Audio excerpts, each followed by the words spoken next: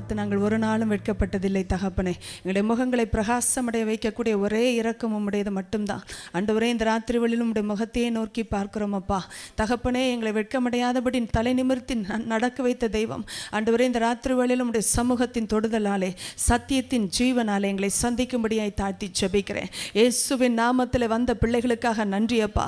அப்பா மழை நிமித்தம் எந்த பிள்ளையும் தடைபடாதபடி அப்பா, எந்த விதத்திலும் வாதைகள் அவர்களை நெருங்காதபடி ஆண்டவரே, எந்த இன்ஃபெக்ஷனோ எந்த ஜுரமோ கோல்டோ அவர்களை தொடாதபடி இயேசுவின் நாமத்தில் பாதுகாக்க வேண்டுமா நான் ஜெபிக்கிறேன். முயற்சி எடுத்து வருகிற பிள்ளைகள் சோர்ந்து போகாதபடி, அதைரியப்படாதபடி ஆண்டவரே, நேரத்திற்குள்ளாக கடந்து வரக்கூடிய இரக்கத்தை அனுகூலத்தை கொடுங்கப்பா. வெதரில் ஒரு அனுகூலத்தை கொடுக்கும்படியே நான் ஜெபிக்கிறேன். வெதரை ஆண்டவரே நீங்கள் அனுகூலமாய் மாற்றுங்க.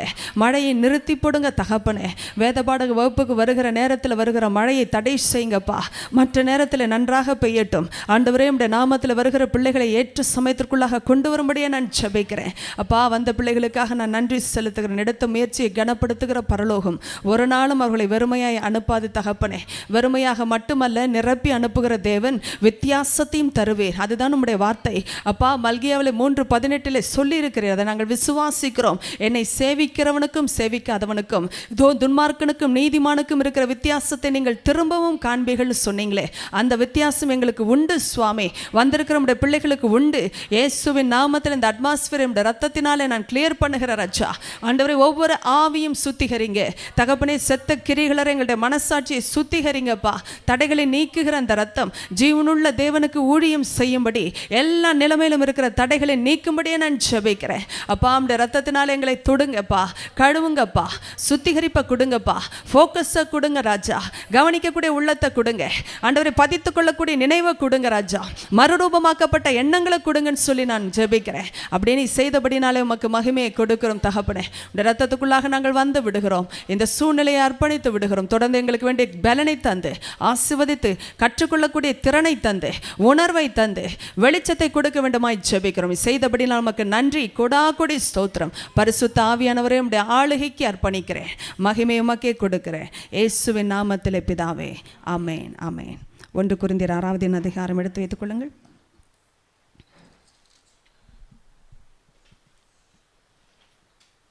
1 கொரிந்தியர் 6:11-17 வரை யாராவது எழுந்து நின்று சத்தத்தை உயர்த்தி வாசிக்கும்படியாக கேட்கிறேன். 1 கொரிந்தியர் 6:11-17 வரை. உங்களில் சிலர் இப்படிப்பட்டவர்களாய் இருந்தீர்கள். ஆயினும் கர்த்தராகிய இயேசுவின் நாமத்தினாலும் நமது தேவனுடைய ஆவியினாலும் கழுவப்பட்டீர்கள், பரிசுத்தமாக்கப்பட்டீர்கள், நீதிமான்களாக்கப்பட்டீர்கள். எல்லாவற்றையும் அனுபவிக்க எனக்கு அதிகாரம் உண்டு, ஆகிலும் எல்லாம் தகுதியாயிராது. எல்லாவற்றையும் அனுபவிக்க எனக்கு அதிகாரம் உண்டு, ஆகிலும் நான் ஒன்றிற்கும் அடிமைப்பட மாட்டேன். வயிற்றிற்கு போஜனமும் போஜனத்துக்கு வயிறும் ஏற்கும். ஆனாலும் தேவன் இதையும் அதையும் அழிய பண்ணுவார். சரீரமோ வேசித்தனத்திற்கு அல்ல, கர்த்தருக்கே உரியது. கர்த்தரும் சரீரத்திற்கு உரியவர். தேவன் கர்த்தரை எழுப்பினாரே, நம்மையும் தமது வல்லமையினாலே எழுப்புவார். உங்கள் சரீரங்கள் கிறிஸ்துவின் அவயவங்கள் என்று அறியீர்களா?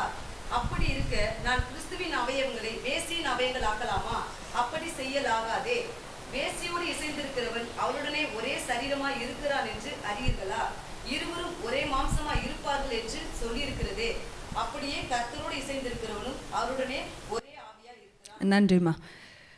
சொல்லிக் கொண்டு வருகிற சில முக்கிய குறிப்புகளை மறுபடியும் உங்களுக்கு சொல்லிவிட்டு நான் தொடர்ந்து செல்லுகிறேன். இங்கே இசைவு என்ற ஒரு காரியத்தை குறித்து நான் பேசுவேன். அது மாத்திரமல்ல, சோதனையின் அந்த மெக்கானிசம், அதனுடைய செயல்பாட்டை குறித்து நம்ம என்ன செய்ய போகிறோம், பார்க்க போகிறோம். ஆனால் நான் இன்னும் அந்த காரியத்திற்குள்ளாக செல்வதற்கு முன்பாக உங்களுக்கு சில ஆரம்ப காரியங்களை நான் அதிகமாக நேரம் எடுத்து பேசுகிறேன். ஏனென்றால் யாக்கோபு 1:15 பேசுவதற்கு முன்பாக, சரியை சொல்ல வேண்டும் என்றால் 13-15 வரை என்று நான் நம்புகிறேன். அந்த காரியங்களை அறிவதற்கு முன்பாக சில காரியங்களை ஆழமாக நாம் படிக்க வேண்டியது அவசியம். அதனால் தொடர்ந்து பார்த்து கொண்டிருங்கள். அதிகாரம் என்பதை பார்த்தோம். அதிகாரம் அனுமதியுடன் வந்தாலும் செயல்பட்டாலும் தகுதியை எல்லா நேரத்திலும் தருவது இல்லை என்பதை பார்த்தோம். அதை போலவே இசைந்திருப்பதன் காரியத்திற்கு முன்பாக வருவது விருப்பம். எத்தனை பேர் அதை மனதில் வைத்திருக்கிறீர்கள்? இசைவு வருவதற்கு காரணம் என்னென்று கேட்போம் என்றால் விருப்பம். எந்த ஒரு காரியத்தை குறித்ததாகிலும் விருப்பம் இருக்கும் இடத்திலே இசைவு உண்டாகிறது. ஏனென்றால் இந்த இசைவு என்பது ஒத்து போவது, நீங்கள் சொன்ன வாக்கியங்கள் தான் ஒத்து போவது, ஒரு மனத்தை குறிப்பது, ஒருமித்து நடப்பது, இல்லை என்றால் ஒருமித்து முடிவு செய்கிற காரியங்கள், இல்லை என்றால் ஒருமித்து செயல்படுகிற காரியங்கள். இந்த காரியங்கள் வந்ததற்கு காரணம் இசைவுக்கு பின்னணியில் செயல்பட்டது ஒரு விருப்பம். நான் எப்பொழுதுமே உங்களுக்கு சொல்லுகிற ஒரு முக்கிய குறிப்பு இந்த நாளில் நான் திரும்ப சொல்லுகிறேன். கடந்த வாரத்தில் இப்படிப்பட்டதான ஒரு காரியத்தை சொல்லி நமக்கு சந்தேகத்தை கேட்ட ஒரு கேள்வி நமக்கு வந்தது. உங்களுக்கு தெரியுமா அது? அந்த கேள்வியில் என்ன சொன்னார்கள் என்றால், சில நேரம் சரியான அறிவு இருந்தாலும் சரியான விருப்பங்கள் இல்லாமல் போவது ஏன்? எத்தனை பேர் அதை புரிந்து கொண்டீர்கள் இல்லையா? Sometimes we've got the right knowledge but we fail to have the right desires. ஏன் என்ற கேள்வி வந்தது. இந்த கேள்விக்கு விடையையும் நான் சொல்ல முயற்சித்தேன். ஆனால் உங்களுக்கு அது எந்த அளவிற்கு புரிந்தது என்று எனக்கு தெரியவில்லை. நீங்கள் யாராவது அதற்கு பதில் சொல்ல முடியுமா? சரியான அறிவு இருந்தாலும் சரியான விருப்பங்கள் இல்லாமல் போகக்கூடிய வாய்ப்பு ஏன் வருகிறது? அதைத்தான் கேட்டேன், ஏன் என்று. Casual approach.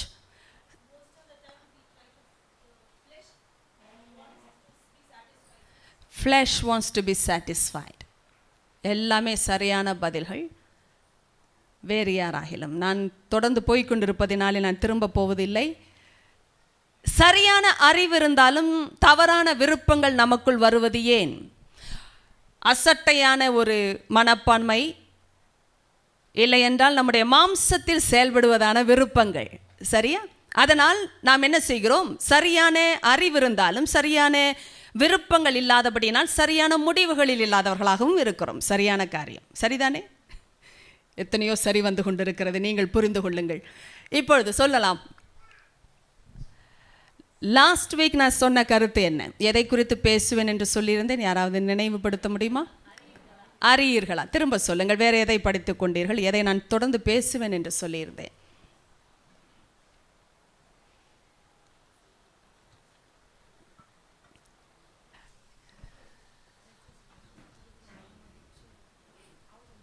சரியை சொன்னீங்களாம்மா. கர்த்தரிடத்தில் மனமகிழ்ச்சியாயிரு, அவர் உன் விருப்பங்களை வேண்டுதல்களை என்று தமிழில் வந்திருக்கிறது. வேண்டுதல்களை அருள் செய்வார். எங்கே வருகிறது? சங்கீதம் 37:4 நன்றாய் கவனியுங்கள். நான் இதிலிருந்து தான் தொடர்ந்து பேச போகிறேன். சங்கீதம் 37:4 விரைவாக சில வசனங்களையும் நாம் பார்க்க போகிறோம். இங்கிலீஷில் யாராவது அதை வாசிக்க முடியுமா? somebody can read that in English. Psalm 37:4.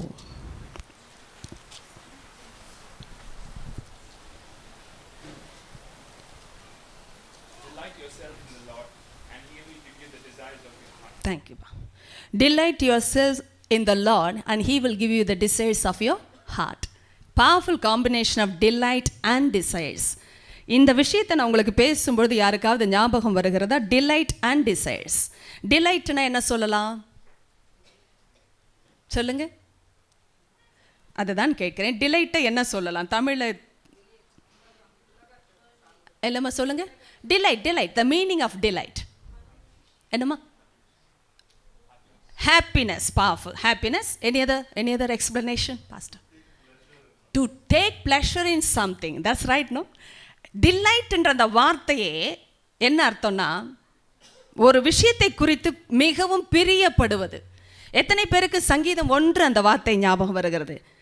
Psalm chapter 1.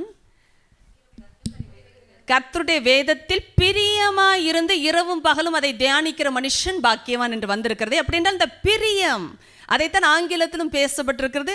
The one who takes delight in the law of the Lord meditates upon it day and night.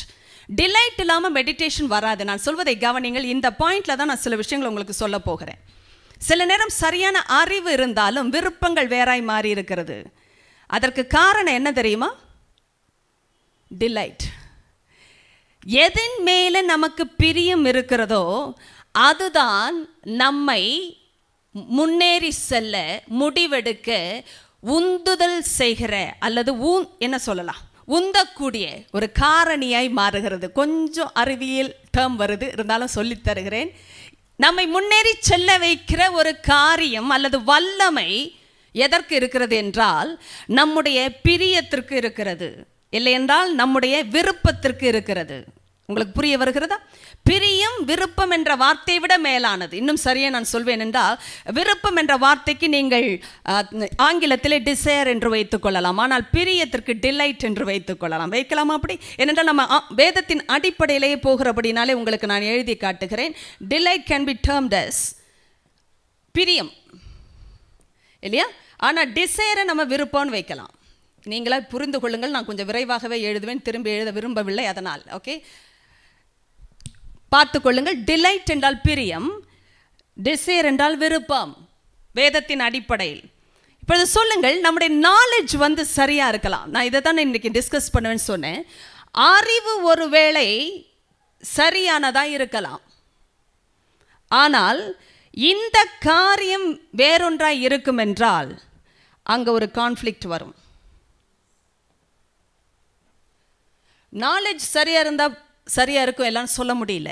ஒருவேளை டிலைட் தவறானதா இருந்தா, தவறான காரியத்தின் மேல் இருந்தால் என்ன நடக்கும்? சரியான நாலேஜும் அடியாகும்.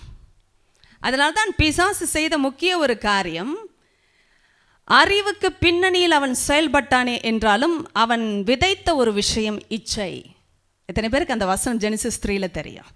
இச்சிக்கப்படத்தக்க விருட்சத்தின் கனி என்று அவள் அதை நோக்கி பார்க்க ஆரம்பித்ததற்கு காரணம், ஒரு அறிவை தாண்டி இச்சையை அவன் தூண்டினான். அதனாலே சரியான அறிவை அவள் பெற்றிருந்தும் தவறான ஒரு முடிவுக்குள் சென்றாள்.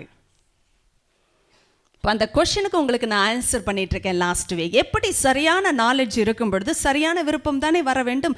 ஏன் அந்த ஸ்டேட்மெண்ட் அவங்க கேட்டாங்கன்னு தெரியுமா அந்த சிஸ்டர்? எத்தனை பேருக்கு அந்த காரியம் உங்களுக்கு அந்த ஃபஸ்ட்டு ஸ்டேட்மெண்ட் தெரியும்? நான் ஏற்கனவே சொல்லி கொண்டிருந்த விஷயங்கள். ஒரு நாலேஜுக்கு பிறகு என்ன வரும்? டிசைர் வரும். எழுதி வைத்ததை படித்து யாராவது சொல்லுங்களேன். அறிவுக்கு பின்பாக ஒரு நபர் கொடுப்பது அறிவு, அறிவுக்கு பிறகு வருவது விருப்பம், விருப்பத்துக்கு பிறகு எண்ணங்கள், எண்ணங்களுக்கு பிறகு முடிவு நம்முடைய முடிவாய் மாறுகிறது என்று பேசினோம் அல்லவா? இப்பொழுது என்னை மறுபடியும் பாருங்கள். நீங்கள் ஒருவேளை லேட்டாக வந்தவர்களாக இருக்கலாம், ஒருவேளை சில வகுப்புகளை விட்டவர்களாக இருக்கலாம், ஆனால் உங்களுடைய நன்மைக்காக சொல்லுகிறேன். there's a person behind every knowledge. I told you from Genesis 3. நாலேஜுக்கு பிறகு வருவது desire. கரெக்டுங்களா? the desire will always produce thoughts. thoughts எங்கே கொண்டு போகும்? decisions will become your destiny. இதனால தான் அவர்கள் கேட்டார்கள். சரி, நாலேஜ் டிசைரை கொடுக்கும் இல்லையா? இப்போ ரைட் கைண்ட் ஆஃப் நாலேஜ் அப்படின்னா சரியான அறிவு சரியான விருப்பத்தை கொடுக்கும். நன்றாக என்னை பாருங்கள். நம்ம இப்போ பேசிக்கை பேசி கொண்டு இருக்கிறோம், ஆனால் கான்ஃப்ளிக்ட் ஏன் வருதுன்னு நம்ம கொஞ்சம் ஆராய போகிறோம். பேசிக்கான காரியங்கள் இதுதானே. இப்போ ஆண்டவர் பேசினார், அந்த நாலேஜுக்கு பின்னாடி ஆண்டவர் இருந்தார். எந்த நாலேஜுக்கு பின்னாடி? எதை சாப்பிட்டால் ஜீவன், எதை சாப்பிட்டால் மரணம், அந்த நாலேஜுக்கு பின்னாடி ஆண்டவர் இருந்தார். ஆனால் அதை பிசாசு வேறு விதமாய் கொண்டு வந்த பொழுது அதற்கு பின்னணியில் அவன் இருந்தான். இப்போ ஆண்டவர் பேசும்பொழுது டிசைர் வருது. என்ன விதமான டிசைர் வருது? விருப்பம் வருது. நான் தமிழ் மாற்றி மாற்றி சொல்லும்பொழுது புரிந்து கொள்ளுங்கள். என்ன விதமான விருப்பங்கள் வரும் ஆண்டவர் பேசினால்? காட்லி டிசைர்ஸ், பவர்ஃபுல் பாயிண்ட். பக்திக்கு ஏதுவான விருப்பங்கள் வரும், இல்லை என்றால் சரியான விருப்பங்கள் வரும், நல்ல விருப்பங்கள் வரும். பிசாசு பேசினான் என்றால் அன்காலி டிசைர். சரியா சொன்னீங்கம்மா, அப்ரிஷியேட் பண்ணுறேன். அதாவது பக்தி விருத்தியை கொடுக்காத, பக்தியை அல்லாத காரியங்கள் என்ன செய்யும்? கடந்து வரும். உண்மைதானே? இப்பொழுது சொல்லுங்க, ஒரு பர்சன் நாலேஜுக்கு பின்னாடி இருக்கிறான், சரி, நமக்கு தெரிந்து விட்டது. அவன் கொடுக்கிற காரியங்கள் அன்காலி டிசைர்ஸ் என்று தெரியும், ஃபைன். அதற்கேற்ற எண்ணங்களும் வருகிறது, உண்மைதான். ஆனால் இப்பொழுது அதை பற்றி பேச்சில்லை. தேவன் பேசி நமக்கு அறிவு கிடைத்து இருந்தும், லாஸ்ட் வீக் எத்தனை பேர் கேட்டீர்கள்? ஹோசியா 4:6, ஹோசியா 6:6 எல்லாமே அறிவை குறித்து வந்த காரியங்கள். ப்ராவர்ப்ஸ் சாப்டர் 20:4-5 நோ படிங்க. நீதிமொழிகள் 24 விரைவாக ஒருவர் படியுங்கள், ஏனென்றால் உங்களுடைய ஞாபகத்திற்கு நான் சொல்லியாக வேண்டும். சொல்லுங்கள் பார்ப்போம். 4:5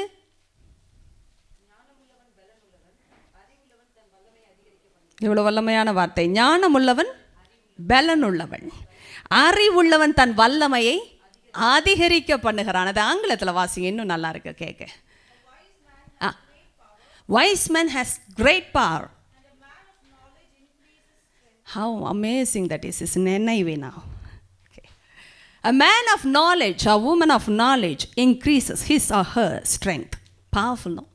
எத்தனை வல்லமையான காரியம். அதாவது வல்லமை அதிகரிக்கிற இடமே அறிவினாலே.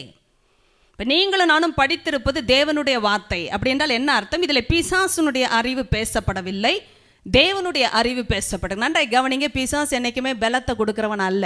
அப்படியே அவனுடைய பலத்தை கொடுத்தாலும் அது தேவனுக்குரிய காரியங்களினால் வருவது அல்ல. தேவனுடைய பிள்ளைக்கு அறிவும் ஞானமும் வேறு ரீதியில் கொடுக்கப்பட்டால் அது பலத்தை அல்ல, பலவீனத்தையே கொடுக்கிறது.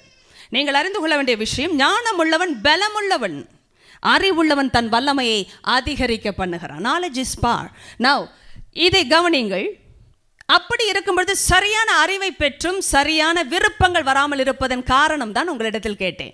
நீங்கள் சொன்னீர்கள் கேஷுவல் அப்ரோச் ஆர் ஆட்டிடியூட். இன்னும் ஒன்று, we choose to walk in the flesh. மாம்சத்தில் நடக்கும்படி நாம் முடிவெடுக்கிறோம். வேற ஏதாவது பதில்கள் சொல்லுங்கள். பதில் வரவில்லையே.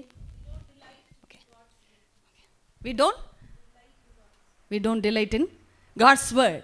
It's all about the delight again. நான் ஆன்சரை கொடுத்துட்டேன், நீங்கள் என்ன அப்படியே பார்த்து கொண்டு இருக்கிறீங்களே. அப்போ ஆன்சர் புரியலன்னா சொல்லிடுங்க. ஏற்கனவே ஆன்சரை டிஸ்கஸ் பண்ணிட்டு கேள்வி கேட்டு இருக்கிறேன். எத்தனை பேருக்கு அதாவது புரிந்தது? எவ்வளோ நேரம் எடுத்து இப்போ தான் டிஸ்கஸ் பண்ணேன். இந்த டிலைட்டுக்கு அவ்வளோ வல்லம் இருக்கு. நான் சொல்வதை நன்றாய் கவனிங்கள். ப்ராக்டிக்கலாக போய் கொண்டு இருக்கிறோம்.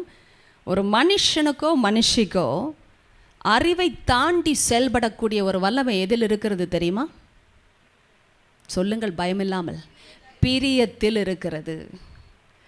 நம்முடைய டிலைட்டில் இருக்குது. இப்போயாவது புரிந்து கொள்ளுகிறீர்களா? நம்முடைய விருப்பத்தில் இருக்கிறது. அதுக்கு அடுத்த கட்டமாக விருப்பத்தை வைக்கிறேன் என்றால் டிலைட்ன்ற வேர்டு ரொம்ப பவர்ஃபுல். ஏன் சாம் 1ல் நம்ம அதை பார்க்கிறோம். the one who takes delight in the law of the Lord meditates upon it day and night. Delight இல்லைன்னா மெடிடேஷன் இல்லை. உண்மைதானே? choose to delight in something, then you go on meditating upon it. அதுதான் உண்மை. ஒரு காரியத்தில் விருப்பம் இருந்துருச்சுன்னா அதை தியானம் பண்ணாமல் இருக்க மாட்டோம். உண்மையா இல்லையா? Take any relationship, any subject, any issue, any sort of picture, imagination, politics, paper, magazine, TV, serials, DVDs, CDs, எதை வேண்டுமானாலும் எடுங்கள். ஒரு காரியத்தில் பிரியம் வைக்காமல் நீங்கள் அதில் மூழ்கிறது இல்லை. அதனால தான் ஒவ்வொரு வீட்டோட கலெக்ஷனே வித்தியாசமாக இருக்குது. ஏன்னா ஆட்களுடைய சாய்ஸ் வித்தியாசம். சாய்ஸ் ஏன் வித்தியாசமாச்சு? சாய்ஸ்ன்னு நான் பேசும்போது decision. It's our ability to decide. It's our choice. Choices வித்தியாசமாக இருக்குது. அதனால தான் கலெக்ஷன்ஸ் வித்தியாசமாக இருக்குது. ஆனால் சாய்ஸஸ் ஏன் வித்தியாசமாயிற்று? டிலைட் வித்தியாசமாக இருக்குது. எத்தனை பேருக்கு இப்போ கனெக்ஷன் புரியுது? இந்த சாய்ஸ் வித்தியாசமாக வந்ததற்கு காரணம் அவங்க தாட்ஸ் வித்தியாசமாக இருக்குது. ஒவ்வொருத்தருடைய தாட்ஸ் வித்தியாசமாக இருக்குது. இப்போ பாருங்கள், நான் நினைக்கிற விதத்தை போல் என்னுடைய நண்பர் நினைக்க வேண்டிய அவசியம் இல்லை. என்னுடைய சகோதரன் நினைக்க வேண்டிய அவசியம் இல்லை. அவருடைய நினைவுகள் வித்தியாசமாக இருக்கிறபடினாலே அவர்களுக்கு ஏற்ற முடிவுகளை எடுக்கிறார்கள். என் நினைவு வித்தியாசப்படுவதனாலே நான் எடுக்கிற முடிவு வித்தியாசப்படுகிறது. கவனிங்கள், தாட்ஸ் வித்தியாசமானதற்கு காரணம் என்ன? விருப்பங்கள் வித்தியாசமானது. இப்போது ஆச்சரியம் என்னென்னா, எவ்வளோ நாலேஜ் வந்தாலும் விருப்பத்திற்கு இவ்வளோ பவர் இருக்கிறபடினால்தான் நம்ம ரொம்ப கவனமாக கேட்க வேண்டிய விஷயத்தை பாருங்கள். இப்பொழுது வெறும் அறிவின் நிமித்தமாக, அறிவுக்காக தேவனை நேசிப்பதினால் பழகுவதே அவருடைய அறிவை விருப்பமாக மாற்றுகிறது. நீங்கள் நான் சொன்னேன், for delight some people go to the world, but for delighting, பக்திக்காக தேவனை தேடுறது, பரவசத்துக்கு உலகத்துக்கு போகிறது. இது எப்படி இருக்கு? தங்களை பரவசப்படுத்துகிற விஷயம் அதான் அந்த டிலைட்னு சொல்கிற விஷயம். ஐயா சொன்னார், பாஸ்டர் சரியா சொன்னார். Something that you take pleasure, இல்லையா? ஒரு பிரியம், ஒரு விருப்பம், ஒரு என்ன சொல்லலாம், ஆசை, இல்லை என்றால் அதை விட மேலானது இன்பம். சரியான வார்த்தை ப்ளஷருக்கு இன்பம் என்ற வார்த்தை. கவனிங்க, அந்த பிரியம் இன்பம் எல்லாம் பிரிக்கப்படவே முடியாத வார்த்தைகள். எதில் பிரியம் இருக்கிறதோ அதில் இன்பமாக இருக்கிறோம் என்ற அர்த்தம். அது சாதாரண விருப்பம்லாம் சொல்ல முடியாது. எத்தனை பேர் பின்பற்றுகிறீர்கள் என்னை? அதாவது நான் இதற்குமே வித்தியாசத்தை கொண்டு வந்து கொண்டிருக்கிறேன். It's not a mere desire. It's more than a desire. Delight என்பதற்கு வல்லமை உண்டு அப்படின்றால் என்ன அர்த்தம்? அது இன்பத்தோடு இணைந்தது. நான் ஒரு வார்த்தை பர்சனலாக கேட்குறேன், என்னை எல்லாம் பாருங்கள் ரொம்ப டிஃபிகல்ட் இல்லை ஆன்சர் பண்ணுறது, ஆனால் வாழ்க்கையில் டிஃபிகல்ட்டாக இருக்குது அநேக நேரம். சாங்டிஃபிகேஷன்ற சப்ஜெக்டில் நான் இருக்கிறோம், நல்லா தெரியும். சீர்திருத்தம் அல்ல, சுத்திகரிப்பு. சீர்திருத்தம் என்று ஆண்டவர் எதையுமே வேதத்தில் வைக்கவில்லை. அதனால்தான் ஆண்டவர் ஒரு அதிகாரி என்ற நிலைமையை தாண்டி அன்பு நண்பராக பழகுகிறார். நீங்களும் நான் அறிய வேண்டிய உறவு. சில விஷயம்லாம் அதிகாரத்தில் அவர் பேசினாலும் அன்பின் அடிப்படையில் பேசுகிறபடினால்தான் நமக்குள் கிரியை நடக்கிறது. நீங்கள் புரிந்து கொள்ளுங்கள், எந்த ஒரு சூழ்நிலையிலுமே அன்பு என்ற அந்த வார்த்தை எடுக்கப்பட்டது என்றால் நம்முடைய உறவுக்கு இலக்கணம் மாறுகிறது. அது மனித உறவுகளே ஆனாலும் சரி, அதற்கு மேற்பட்ட நிலைமையில் பழக வேண்டியவர் நம்முடைய ஆண்டவர். ஆனால் தான் அவருடைய ஸ்தானத்தில் எதையும் எவரையும் வைக்க அவர் விரும்புவது இல்லை. ஏனென்றால் அந்த அன்புக்கு ஈடாக அவர் எவரையும் அனுமதிப்பது இல்லை. அது குடும்பத்திலிருந்து சரி, நான் சொல்வது அதிர்ச்சிக்குள்ளாக இருந்தாலும் அவரோடு பழகினால்தான் நமக்கு தெரிய வரும், இன்னும் தெரிய வரும். இது அன்பு. பிரியமில்லாமல் வாஞ்சைகளை உருவாக்க முடியாது. Delight will give birth to desires based upon Psalm 37:4. எந்த காரியத்தில் பிரியம் இருக்கிறதோ அதுதான் நம்முடைய விருப்பங்களையே உருவாக்குகிறது. எத்தனை பேர் புரிந்து கொண்டீர்கள்? Delight will give birth to desires. அப்படி என்றால் விருப்பம் என்ற வார்த்தைக்கு முன்பாக ஒரு பிரியம். நான் மிகவும் நேசிக்கிற ஒரு காரியத்தை வைத்துத்தான் என் விருப்பங்கள் உருவாக்கப்படுகிறது. அற்புதமான காரியம். அதனால் தான் ஆண்டவர் இயேசு சொல்லும்பொழுது, இது உங்களுக்கு தெரிந்த ஓமை, நீங்கள் வீட்டில் சென்று பார்க்கலாம். நான் சில ரெஃபரன்சஸை எடுத்து வைத்திருந்தேன், ஆனால் குறித்து வைத்து வரவில்லை. ஏனென்றால் இன்று நான் போகிற பாதைக்கு அது உதவுமா என்று தெரியாமல் வந்தேன். சொல்வதை கவனியுங்கள். இயேசு சொன்னார், நல்ல மனுஷன் என்றால் யார்?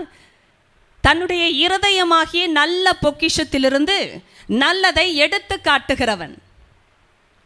அப்படின்னா என்ன அர்த்தம்? அவனுடைய உள்ளும் புறம்புமான சகலமுமே ஒன்றாக இருக்கிறது, மாற்றங்கள் இல்லை, வித்தியாசங்கள் இல்லை. அப்படி வித்தியாசம் வந்தால் அது ஒரு கபடத்தின் வாழ்க்கை, மாய்மாலத்தின் வாழ்க்கை. எத்தனை பேர் புரிந்து கொண்டீர்கள்? நான் பார்க்குற இந்த விஷயம்லாம் ஆண்டவர் ஒரே ஸ்டேட்மெண்ட்டில் சிம்பிளாக பேசினாலும் பயங்கர ஞானத்தோடு பேசியிருக்கிறார். எவ்வளவு எளிதாக சொன்னார் பாருங்கள். கனி நல்லதென்றால் மரம் நல்லதென்று சொல்லுங்கள். அப்படின்னால் என்ன அர்த்தம்? ஒரு மரத்துக்கு சுபாவமே அதன் கனியை வைத்துத்தான் கண்டறியப்படும். மரம் நடிக்க முடியாது. கவனிங்கள், மரம் நடிக்காது, ஆனால் மனுஷன் நடிக்கிறான். விஷயம் அதுதான். ஒரு மனுஷனை பார்த்து நல்ல மனுஷன் எப்படி சொல்ல முடியும்னா, அவன் இருதயத்திலிருந்து நல்லதை எடுத்து காட்டணும். அப்படின்னு என்ன அர்த்தம் தெரியுமா? உள்ளத்திலிருந்து வருவதுதான் உண்மையானது. எத்தனை பேர் கேட்டீர்கள்? இருதயத்தின் நிறைவினால் வாய் பேசும், பேச வேண்டும். ஆனால் பைபிள் வேற விதத்திலும் பேசி இருக்கிறது. உள்ள என்ற வார்த்தை தான் அந்த அர்த்தம். என்னைக்கு ஒரு விஷயம் நிறைவா இல்லையோ கலப்படம் தான் இருக்கும். கேட்டிங்களா?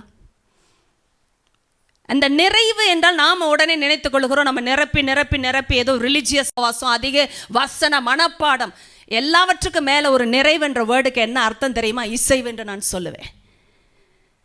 எங்கு இசைவு வந்ததோ அங்கு நிறைவு வருகிறது தானே. என்னைக்கு ஒன்னஸ் இல்லையோ, ஒன்னாவா இல்லை அப்படின்னாலே பரிபூர்ணம் இல்லையே, பிரச்சனை தானே வருகிறது. ஆனால் ஒன்றாக இருக்கிற இடத்தில் பரிபூர்ணமும் இருக்கிறதே ஏன்? அதுதான் உண்மை. ஆண்டவர் சொல்லுகிறார், அவரோடு இசைந்திருக்கிறவன் அவரோடு ஆவியில இசைந்திருக்கிறானா. என்ன அர்த்தம்? கர்த்தரும் ஆவியா இருக்கிறபடினாலே நம்மையும் ஆவி வந்து விட்டது என்றால் அது சரீர நிலைமை வரைக்கும் பாதிக்கக்கூடிய இசைவு. புரிந்து கொண்டீர்களா? ஒரு வேசியோடு இசைந்திருக்கிறவன், அதுபோல ஒரு பெண் உலகத்தோடோ ஆண் உலகத்தோடோ ஸ்நேகமாய் இருக்கும் பொழுது விபச்சாரர்களாய் மாறுகிறார்கள் என்றும் ஜேம்ஸ் 4:4 படிக்கிறோம். அதனால வேசியோடு இணைந்தால் தான் தவறு செய்கிறேன் என்று சில விசுவாசிகள் நினைத்து கொண்டீர்கள் என்றால் அதுவே தவறு. கர்த்தர் ஒன்னஸை வைத்து பேசுகிறார். எதை வைத்து சொன்னார் தெரியுமா? ஸ்நேகத்தை வைத்து சொன்னார். எத்தனை பேர் புரிந்து கொண்டீர்கள்? நான் திரும்பவும் ரீகேப் பண்ணாலும் சில விஷயங்களை கோடிட்டு காட்டுகிறேன். It's all about delight. ஸ்நேகம் is not about a mere friendship, more than a friendship it is. ஸ்நேகம் அந்த வேர்டை பார்த்தீங்கன்னா பவர்ஃபுல். யாரோடு? உலகத்தோடு ஸ்நேகமாக இருக்க விரும்புகிறவன் தேவனுக்கு பகைஞனாகிறான். அப்படின்னா என்ன அர்த்தம் தெரியுங்களா? கர்த்தரோடு இணைய வைக்கிற காரியங்கள் கர்த்தருக்குரிய ஸ்நேகத்தினால் வருகிறது. எத்தனை பேர் கேட்டீர்கள்? ஆண்டவரோடு இணைய வேண்டும் என்றால் ஆண்டவருக்குரிய ஸ்நேகம் அவசியம், ஆண்டவர் மீது அவசியம். அப்படி வைக்க முடியவில்லை என்றால் யாரோடு இணைகிறோம்? உலகத்தோடு இணைகிறோம். அப்படி என்றால் என்ன அர்த்தம்? உலக இயக்கத்தோடு, உலக சிந்தனையோடு, உலக வழக்கங்களோடு, உலக விருப்பங்களோடு நம்மை இணைத்து கொள்ளுகிறோம். இன்டைரக்டாக சொல்லணும்னா உலகத்தின் அதிபதியோடு இணைந்து கொள்ளுகிறோம். இன்று தேவன் நம்மை தெளிவாக சொல்லுகிற காரியம், எந்த காரியத்தில் பிரியம் இருக்கிறதோ அதுதான் நம்மை மேற்கொள்ளுகிறதுங்க. நான் சொல்லுகிறேன், எனக்கெல்லாம் அறிவில்லாமல் இல்லை, உங்களுக்கும் அறிவில்லாமல் இல்லை, இல்லைன்னா நீங்கள் இங்கே இருக்க மாட்டீங்க, உண்மைதானே? ஆனால் ஏன் நம்முடைய வாழ்க்கையில் அந்த இன்னர் கான்ஃப்ளிக்ட், உள்ளுக்குள்ளாக போர் நடக்கிறது என்பதைத்தான் நான் இன்று விவரித்து பேசுகிறேன். அதனால் தான் சோதனை குறித்து நாம் அறிய வேண்டும். எல்லாரும் சோதிக்கப்படுகிறார்களா? எல்லாரும் சோதிக்கப்பட்டு இழுக்கப்படுகிறார்களா? எல்லாருமே இழுக்கப்பட்ட பிறகு சிக்குண்டார்களா? சிக்குண்டவர்கள் எல்லாருமே கர்ப்பம் தரித்தார்களா? கர்ப்பம் தரித்தவர்கள் எல்லாருமே மரணத்தை பிறப்பிக்கிறார்களா? ஆம் என்பது சத்தியத்தின் அடிப்படையில் உண்மை. ஆனால் ஆரம்பம் மிக மிக முக்கியம். ஆரம்பம் இல்லாமல் முடிவு இல்லை. அதனால்தான் தேவன் ஆரம்பத்திலேயே நமக்கு விளக்கத்தை பேசுகிறார். எதனால் ஒருவன் சோதிக்கப்படுகிறான் என்பதை அறிய வேண்டும். நான் சொல்வதை கவனிங்கள். இப்பொழுது இந்த டிலைட் என்ற விஷயத்தை நீங்கள் மனதிலிருந்து எடுக்காதிருங்கள். நீங்களும் நானும் தேவனை பிரியத்தோடு நெருங்கவில்லை என்றால், வெறும் பக்திக்காக தேடுவோம் என்றால், நம்முடைய வாழ்க்கையில் விருப்பங்கள் வேறாக இருக்க வாய்ப்பு உண்டு. அதைத்தான் சொல்லிக் கொண்டிருக்கிறேன். ஏவாளுக்கு அறிவு இருந்தது, சரியான அறிவு தான் கொடுக்கப்பட்டது. ஆனால் இச்சை உருவானதற்கு காரணம் அந்த அறிவை எடுக்கும்படியான வேறொரு காரியம் தூண்டப்பட்டது. நன்றாய் கவனியுங்கள். வேறொரு காரியம் என்று தூண்டப்பட்டது என்று சொன்னேனே, வேறொரு காரியம். என்ன காரியம்? அறிவை பெற்றுக்கொள்ளத்தக்கதாய் ஒரு காரியம் தூண்டப்பட்டது. எந்த அறிவு? தேவன் கொடுக்க விரும்பாத ஒரு அறிவை அவள் பெற்றுக்கொண்டு கண்களை தெளிவிக்கத்தக்கதான அனுபவத்தை இச்சித்தாள். வாஞ்சித்தாள் என்று நான் சொல்லவில்லை, கவனிங்கள், இச்சித்தாள். வேதம் பேசும்பொழுது அந்த இச்சை என்ற வேர்ட் ஜெனிசிஸ் 3 முதலாக பயன்படுத்தப்பட்டிருக்கிறது. நான் இன்னொரு காரியத்தை உங்களுக்கு பேச வேண்டும். இச்சை என்ற அந்த வார்த்தைக்கு விளக்கங்களை யாராவது கொடுக்க முடியுமா? இப்போ டிலைட், டிசைர் என்பதை பார்த்தோம். Delight will produce desire based upon Psalm 37:4. ஒரு விருப்பத்துக்கு முன்பாக பிரியம் வரணும். எவ்வளோ இந்த கனெக்ஷனை நான் பேசுகிறேன். ரொம்ப பெரிய வித்தியாசம் இல்லை, ஆனாலும் வித்தியாசம் இருக்கிறது. இப்பொழுது சொல்லுங்கள், இச்சைக்கு என்ன விளக்கத்தை நீங்கள் கொடுப்பீர்கள்? இச்சை எப்படிப்பட்டது? எத்தன்மை உள்ளது? என்ன செய்யக்கூடியது? இழுக்கக்கூடியது. பவர்ஃபுல்மா? ஒரு பவர்ஃபுல் பாயிண்ட், அது இழுக்கும். வேறே நீங்கள் புரிந்து கொள்ளுங்கள், நான் இப்படித்தான் எழுதுவேன். ஃபோக்கஸ் பண்ணணும். சொல்லுங்க. Very good. சிக்கவே இருக்கும் அல்ல, இது இழுக்கும். இரண்டாவது சிக்க வைக்கும். நல்ல வார்த்தைகள். வேற சிக்கல். 3 அடிமைப்படுத்தும். அடிமைத்தனம். ஓகே, அடிமை. இடறி விடப்படும். எங்கே படித்தீர்கள்? நன்றாக வருகிறது. இடறி விடப்படும். வேறே இடறி விழுதல். ஓகே, வேறே யாரோ வேற ஏதோ சொன்னது போல் இருக்கிறது. வெரி குட்மா.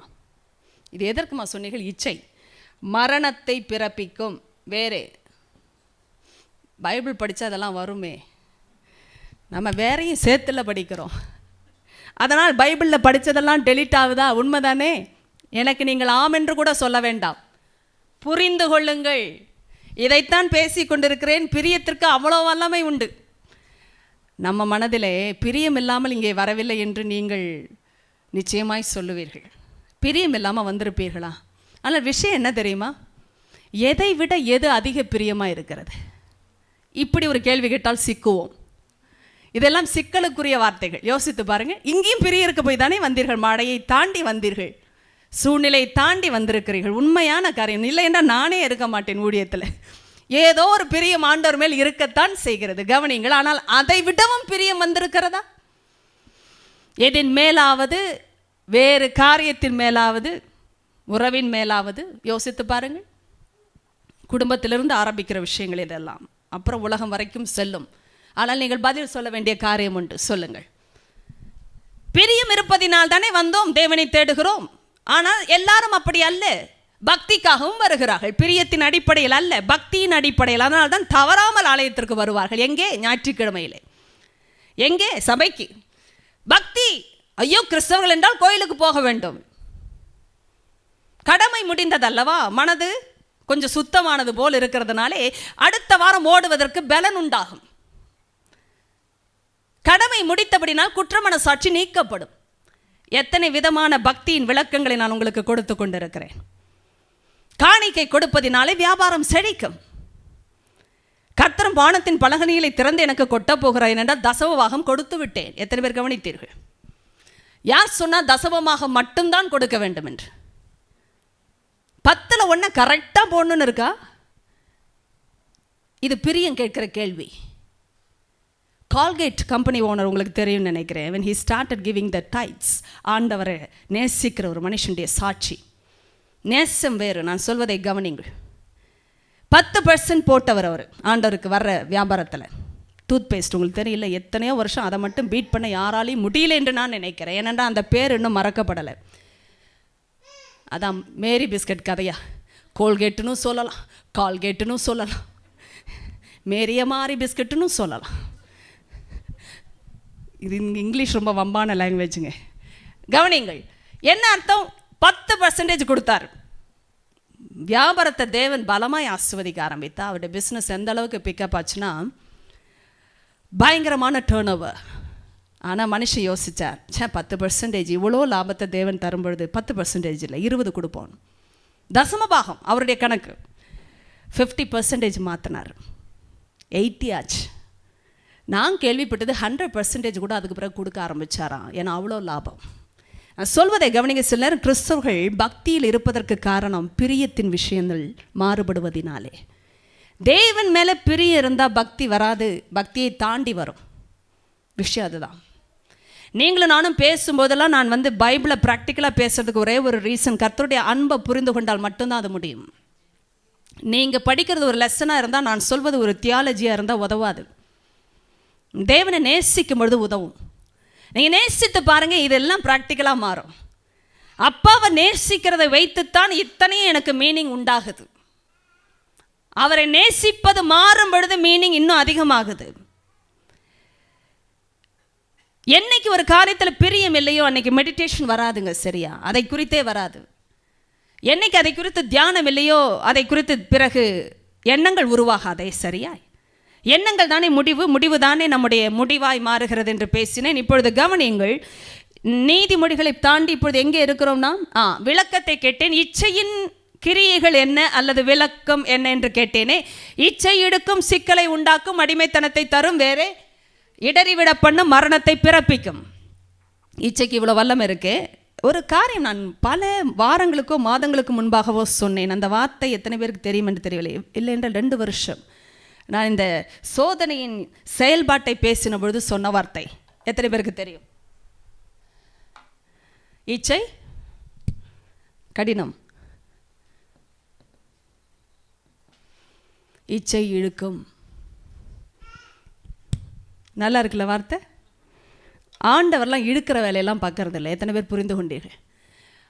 கொஞ்சம் கிட்ட போனால் கூட பிடிச்சிடுவாங்கன்னு வாங்க. யார்? கிறிஸ்தவர்கள். இந்த பிள்ளை பிடிக்கிற வேலையெல்லாம் நம்ம செய்கிறதில்லை. கர்த்தரும் பிடிக்கிறவர் இல்லை, நன்றாய் புரிந்து கொள்ளுங்கள். அவர் பிடிக்கிற விதம்லாம் வேறு. சத்தியத்தை அனுப்பி பிடிக்கிறார் என்றால் என்ன அர்த்தம்? இருதயத்தை உணர்த்துகிறார். உணர்த்துவது தான் பிடிப்பது. எத்தனை பேர் புரிந்து கொண்டீர்கள்? ஒருவரையும் அவர் கட்டுப்படுத்துகிற தேவன் அல்ல, இழுத்து பிடிக்கிறவரும் அல்ல. அன்பின் கயிறுகளால் கட்டி இழுத்தேன் என்ற ஒரு வார்த்தை ஓசியா 11 எனக்கு இப்பொழுது ஞாபகம் வருகிறது. மனுஷரை கட்டி இழுக்கிற அன்பின் கயிறுகளால் இழுத்தேன் என்று சொன்னாரே ஒழிய பலவந்தப்படுத்தி இழுத்தேன் என்று பேசவில்லை. அன்பின் கயிறு வேறு, அது மனுஷனுக்கே உரிய தன்மை. அன்பு கொடுத்தால் விழுந்துருவாங்க, அன்பு கொடுத்தால் அவர்கள் என்ன செய்வார்கள்? கீழ்ப்படிவார்கள். யாருமே அன்புக்கு இணங்காதவர்கள் இல்லை. அப்போ யோசித்து கேளுங்கள், இந்த ஒரு வார்த்தை இச்சையானது இழுக்கும் என்றால் என்ன அர்த்தம்? இச்சையின் சுபாவமே ஒரு மனுஷனை கட்டுப்படுத்துவது. இது அவர்களுடைய தன்மையை மாற்றும், அவர்களுடைய முடிவை வளைக்கும். எத்தனை பேர் கேட்டுக்கொண்டே இருக்கிறீர்கள்? அவர்களை முழுவதுமாக ஆக்கிரமிக்கும். இத்தனை வல்லமையும் இச்சைக்கு இருக்கிறபடினா தான் பிசாசு சரியாய் அவனுடைய அறிவை பயன்படுத்தி தவறானதை தோற்றுவித்தான். அவனுக்கு தெரியும் ஸ்ட்ராட்டஜி எது ஒர்க் ஆகணும். சரியான ஞானம் இருந்தாலும் அறிவு இருந்தாலும் ஒரு ஆளுக்குள்ள இச்சை நுழைந்து விட்டது என்றால் முடிவு மாறும் என்று அவனுக்கு தெரியும். எத்தனை பேர் புரிந்து கொண்டீர்கள்? அதுதான் என்னைக்கு அதுதான். சரியான அறிவு இருக்கிற ஆளை தகாத இச்சையை கொடுத்துட்டா மாறுவாங்கன்னு தெரியும். இன்னைக்கும் அதே ஸ்ட்ராட்டஜி தான். நீங்கள் கேட்டிங்கன்னா புரியும். சோதனைனா அதுதான். சரியான காரியத்தை தவறான விதத்தில் செய்ய வைப்பான். ஆண்டவர் கொடுத்த விருப்பங்களை ஆண்டவர் இல்லாத விதத்தில் சந்திக்க வைப்பான். That's about temptation. Meeting the God-given needs through ungodly means. That's about temptation. சோதனையின் விளக்கம் என்ன என்று கேட்பீர்கள்னா, தேவன் கொடுத்த சரியான காரியங்களை, விருப்பங்களை தேவனை அல்லாத விதத்தில் சந்திக்க வைப்பதே சோதனை. இன்று பார்ப்போம் என்றால் இந்த காரியத்தை நான் உங்களுக்கு ஒன்று சொல்லுகிறேன். இன்னொரு மறுபக்கம் முக்கியமான சில குறிப்புகள் உண்டு. வாருங்கள் பார்ப்போம். 2 பேதுரு 2வது அதிகாரம், 2 Peter chapter 2 18வது வசனம். யாராவது எழுந்து நின்று வாசிங்களும், அவங்களுடைய சத்தம் மற்றவர்கள் கேட்க வேண்டும் என்பதற்காக. நன்றி. நடக்கிறவரிடத்திலிருந்து அரிதாய் தப்பினவர்களிடத்தில் இவர்கள் அகந்தையான வீண் வார்த்தைகளை பேசி மாம்ச இச்சைகளினாலும் காம விகாரங்களினாலும் அவர்களை தந்திரமாய் பிடிக்கிறார்கள். நன்றி ஐயா. என்னை கவனித்து கேளுங்கள். வஞ்சகமாய் நடக்கிறவர்களிடத்திலிருந்து எல்லாம் கேட்டுக்கொண்டு வருகிறீர்களா? நான் சொல்வதை எப்பொழுதுமே கவனிங்கள். நான் சில நேரம் நிறுத்தி பாஸ் பண்ணி கேள்விகள் கேட்டு கவனிக்கிறீர்கள் என்பது சொல்வதற்கு காரணம், சிந்தனை சிதறக்கூடாது. நீங்கள் இங்கே வந்து 1.5 மணி நேரம் கேட்கிற நேரத்தில் அத்தனையும் இழந்து விட்டு கூட செல்ல முடியும் என்று நான் எப்பொழுதுமே சொல்வதற்கு காரணம், நாம் கவனமாக இல்லை என்றால் கவனமாக திருடுகிறவன் செயல்படுவான். அதனால் கவனிங்கள். வஞ்சகமாய் நடக்கிறவர்கள் இடத்திலிருந்து யார் தப்பினாங்களாம்? சில கூட்டம் தப்பினார்களாம், சில மக்கள் தப்பினார்களாம். இவர்கள் எப்படி தப்பினார்களாம்? அரிதாய் தப்பினார்களாம். அரிதாய் தப்பினார்கள் என்றால் சரியான வார்த்தை, அரிதாய் தப்பினார்கள். கஷ்டப்பட்டு தப்பினாங்க. சரியா சொன்னி. இத்தனை பேர் கேட்டு கஷ்டப்பட்டு தப்பினாங்க அப்படின்னா என்ன அர்த்தம் தெரியுமா? ரொம்ப கஷ்டத்தில் இருந்தவங்க கஷ்டப்பட்டு தப்பினாங்க. இன்னைக்கும் நாளைக்கும் என்ற நிலைமையிலிருந்து உயிர் பெற்றவர்கள் போல் பிழைத்து கொண்ட கூட்டம். இப்படி தப்பினவர்களிடத்தில் இவர்கள் என்றால் எவர்கள்? நீங்கள் வீட்டிலே போய் வாசிக்க வேண்டும் என்ற சப்ஜெக்ட் மாறக்கூடாது. இவர்கள் அகந்தையான வீண் வார்த்தைகளை என்ன செய்கிறார்களாம்? பேசி மாம்ச இச்சைகளினாலும் காம விகாரங்களினாலும் அவர்களை தந்திரமாய், கவனிங்க, எந்த இடத்துல இச்சை செயல்படுதோ அங்கே தந்திரம் இருக்கு. தந்திரசாலி ஞாபகப்படுத்திக் கொள்ளுங்கள். ஜெனசிஸ் 3 அவ எல்லாரை விட கண்ணிங்கா இருந்தான் பைபிள் சொல்லுது. இந்த பிசாசு மிகுந்த தந்திரவாதியை இருந்தபடினால்தான் இவனுடைய டாக்டிக்ஸ் நீங்க கவனிக்கணும். அவனுடைய நாலேஜுக்கு பின்னாடி ஒரு பயங்கர தந்திரம் இருந்தது. இன்னும் சொல்ல போனால், நான் இந்த நாலேஜுக்கு பின்னாடி ஒரு நபரை பேசிக் கொண்டிருக்கிறேனே, அவனுடைய சுபாவத்தை இப்பொழுது சொல்லுகிறேன். அது தந்திரமானது.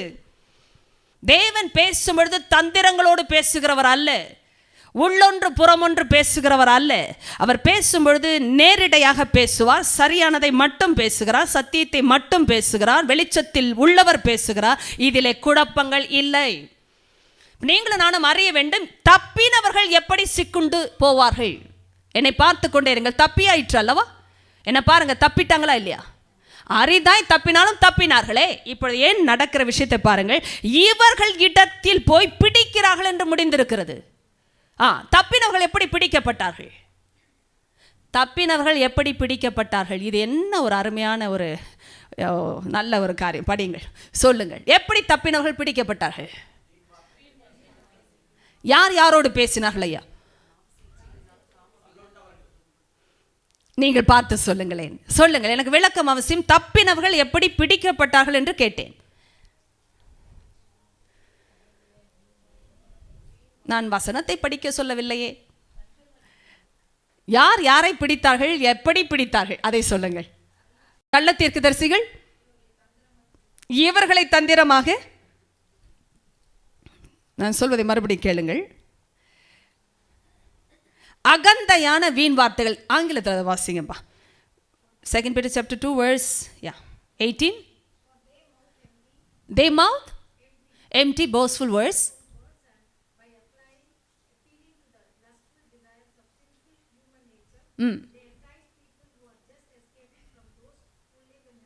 Amazing. They entice such people. Entice இந்த வேர்டெல்லாம் வருது, நம்ம பொறுமையாக போகிறோம். இப்போ கவனிங்க, தே மவுத் boastful and empty words and entice these people those who live in error. கரெக்டாக நான் சொல்கிறது? இப்போ கவனிங்க, நான் சொல்வதை பாருங்கள். இந்த those who escaped from living in error, ஒரு தவறில் ஜீவித்தவர்கள், பாவத்தில் ஜீவித்தவர்கள் தப்பி இருக்கிறார்கள். ஆனாலும் இந்த கூட்டத்தை தான் இன்னொரு கூட்டம் பிடித்தது. யாரையா? சரியாய் சொன்னீங்களே, சாபத்தின் பிள்ளைகள் இவர்களை பிடித்தார்கள். ஆனால் யோசித்து கேளுங்கள், ஏன் இவர்களை பிடிக்க வேண்டும்? தப்பி இருக்கிறார்களே. யாருக்குள்? சரியா யோசித்து சொல்லுங்க. இருந்திருக்கா? இப்போ திருப்பி கேளுங்க, உண்மையாதுன்னு பார்க்கணும். இப்போ ஒரு கூட்டம் தப்பி இருக்கிறது. எங்கிருந்து தப்பினது? வஞ்சகமாய் நடக்கிற கூட்டத்திலிருந்து தப்பினார்கள் என்றால், வஞ்சகமாய் இருந்த வாழ்க்கையிலிருந்து தப்பி இருக்கிறார்களே, அதுவே பெரிய விஷயம். நான் சொன்னேன், பொய் என்ற காரியம் ஒன்று, ஆனால் வஞ்சனை என்பது மிக கடினமான ஒன்று. ஏனென்றால் வஞ்சிக்கப்பட்டவர்களை நீங்கள் அறிந்திருப்பீர்கள் என்றால், இவர்களிடத்தில் எதை பேசினாலும் அவர்களுக்கு தெளிவை கொண்டு வர முடியாது. ஏவாளுடைய கதை போல்தான்.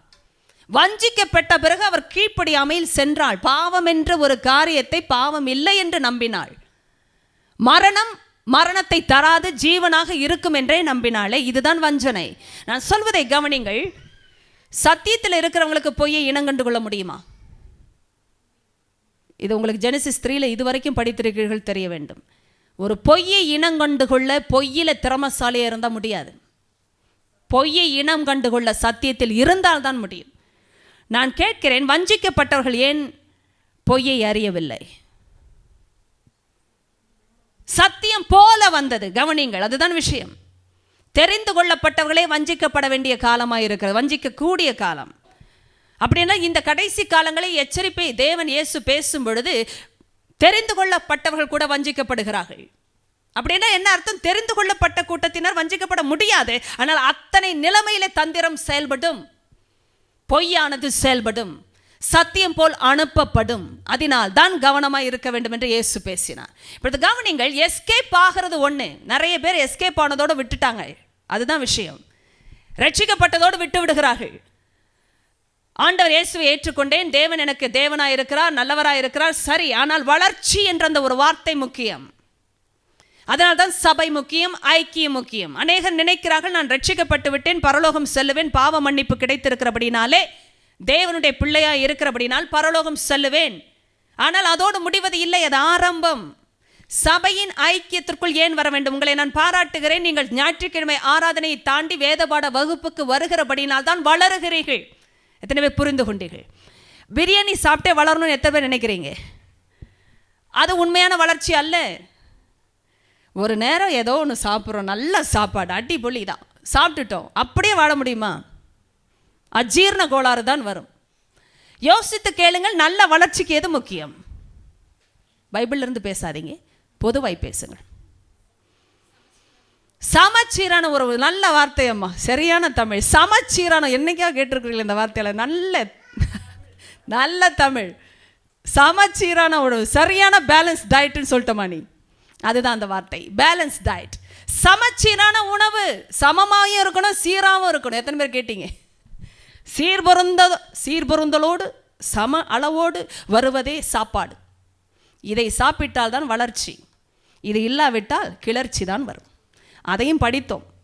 தேவையற்ற காரியங்களில் மூழ்கினவர்கள் அப்படித்தான் போய்விட்டார்கள்.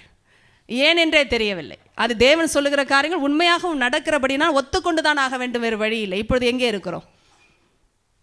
எதை பேசினேன் என்றே தெரியவில்லை.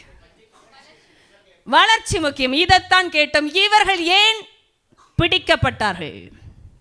வஞ்சனையை பற்றி நான் ஒன்று சொல்லுகிறேன். வந்தது, அதனால் வஞ்சிக்கப்பட்டார். ஒரு காரியத்தை நான் சொல்லுகிறேன். பாவத்தில் இருக்கிறவங்களுக்கு பாவத்தில் இருக்கோன்னு தெரியுமா தெரியாதா? சொல்லுங்களேன். தெரியும். இப்போ நாம் ரட்சிக்கப்படுவதற்கு முன்பாக கூட நமக்கு தெரியும் நம்ம வாழ்க்கை சரியில்லை. சில விஷயங்கள் நமக்கே யாரும் சொல்லித் தரவில்லை, ஆனால் தெரியும் அது சரியில்லை. ஆனாலும் எல்லாரும் செய்கிறார்களே, குடும்பமே செய்கிறதே, எல்லாரும் செய்கிற காரியம் தானே, நான் செய்தால் என்ன என்ற அந்த வியாக்கியானங்களில் வாழ்ந்து கொண்டிருந்தோம். இப்போ நான் சொல்வதை கவனிங்கள். செய்வது பாவம் என்று தெரிகிற நிலைமை இருந்தால் பரவாயில்லை, நான் பொய்யின் வாழ்க்கை வாழ்கிறேன் என்றாவது தெரிகிறது. ஆனால் வஞ்சிக்கப்பட்டவர்களுக்கு தெரியாத விஷயம் என்ன தெரியுமா? பாவத்தில் இருந்தாலும் அதை பாவம் என்று ஒத்துக்கொள்ள மாட்டார்கள். There are many people who have fallen, but I don't want to mention their names. பிரச்சனை என்னன்னா, பாவம் செய்கிறேன் என்று நினைக்கிற, அதை ஒத்துக்கொள்ளுகிற நிலைமையை தாண்டி நான் செய்வது சரிதான் என்று நம்ப ஆரம்பித்திருக்கிறார்கள். இதுதான் வஞ்சனை. ஏவாள் தவறு செய்கிறேன் என்று நினைக்கவில்லை. எத்தனை பேர் அதை அறிந்திருக்கிறீர்கள்? ஏவாள் நான் பாவம் செய்கிறேன் என்றே நினைக்கவில்லை. சர்ப்பம் என்னை வஞ்சித்தது, நான் சாப்பிட்டேன் என்று சொன்னாள். எத்தனை பேர் கேட்டீர்கள்? சர்ப்பம் என்னை வஞ்சித்தது அப்படி என்றால் அவள் அதுவரைக்கும் அறியவில்லை தான் வஞ்சிக்கப்பட்டதை. செய்வது பாவம் என்றும் அறியவில்லை. நீங்கள் அறிய வேண்டிய முக்கிய குறிப்பு, சில நேரம் நாம் நினைக்கிறோம் அவர்கள் கீழ்ப்படியாமல் விழுந்ததற்கு காரணமே இப்படிப்பட்ட எண்ணங்கள். அந்த எண்ணங்களுக்கு பின்னணியில் செயல்பட்டது விருப்பம். விருப்பத்திற்கு பின்னணியில் சரியான எண்ணங்கள், அறிவு கொடுக்கப்பட்டிருந்தாலும் அந்த அறிவு எடுக்கப்பட்டு வேறு விதமான அறிவு நிரப்பப்பட்டது. கான்ட்ரடிக்ஷன் நான் போடுறதுக்காக பிளாக்ல வரைகிறேன், உங்களுக்கு தெரியும். கேளுங்கள். இதனால் தான் பிசாசு இன்றைக்கும் இந்த ஸ்ட்ராட்டஜியை பயன்படுத்துகிறான் என்று சொல்லும்பொழுது இந்த பேதுருவை வாசித்தாலும் சரி, நீங்கள் இதற்கு பின்னணியில் இருக்கிற நிருபங்களின் முக்கிய குறிப்புகள் கடைசி காலத்தின் சத்தியம். எப்படி அரிதாய் தப்பின கூட்டம் பிடிக்கப்பட்டது என்றால், நீங்கள் சொன்ன குறிப்பு மிக முக்கியமான சரியான வார்த்தை என்ன என்றால், என்ன வார்த்தை இங்கே வந்திருக்கிறது பாருங்கள். இவர்கள் இடத்தில் அவர்கள் என்றால் கள்ள தீர்க்கதரிசிகளோ தவறான உபதேசங்களில் உள்ளவர்கள், தவறான வாழ்க்கையில் இருக்கிறவர்கள் என்ன செய்தார்கள்? அகந்தையான வீண் வார்த்தைகளை பேசி. நன்றாக கவனிங்கள். they speak boastful and empty words. நீங்கள் நல்லா புரிந்து கொள்ளுங்கள். வார்த்தையை தான் யூஸ் பண்ணி மனுஷன் வாழறான். we are living in a world of words. வார்த்தையின் உலகத்தில் தான் வாழ்கிறோம். பேசாமல் இன்னொருவரை பற்றி நம்ம அறியவே முடியாது. அதனால தான் எதற்கு பின்னணியில் ஒரு நாலேஜ் இருக்குன்னா, நாலேஜுக்கு பின்னணியில் ஒரு நபர் இருக்கிறார். இப்போ நீங்கள் சொல்லுங்கள், பேசும்பொழுது அது எம்டி வேர்ட்ஸ்ன்றது எப்படி தெரியும்? வேர்ட்ஸ் தானே, but words were empty. enemy also spoke some words. சத்தியம் இல்லை, ஆனால் அது எப்படி தெரிய வரும்? நல்லா கவனிங்க. some people come and talk to you so many words. they speak so many things using so many words. how do you know they are empty? it's not from God, but how do you know? it's about experience. okay, how do you know your experience is right? when you know about them. பழக வந்து நம்பிட்டோன்னா நம்மளே போய். Correct தான் தம்பி, சரியாக தான் சொல்கிறீங்க. நல்லா கவனி. பழக நம்பிடுறோமே, இது எப்படி இருக்குது? நீங்கள் சொல்கிற தத்துவம் எனக்கு வேறு மாதிரி செயல்படுது. என்னைக்காவது பழகி ஒரு ஆளை கண்டுபிடிச்சேன்னு சொன்னால் பரவாயில்ல, பழகி நம்பிட்டேன்னுலாம் சொல்கிறாங்க. ஐயோ அப்படி பேசுனாங்கங்க அவங்க பேசி நீங்கள் நம்பலன்னா நீங்கள் தான் மோசம்னுவாங்க. அப்போ அந்தளவுக்கு பேசுகிறாங்களே. இப்போ பாம்பு பேசி ஒரு பெண்ணு நம்பலையா?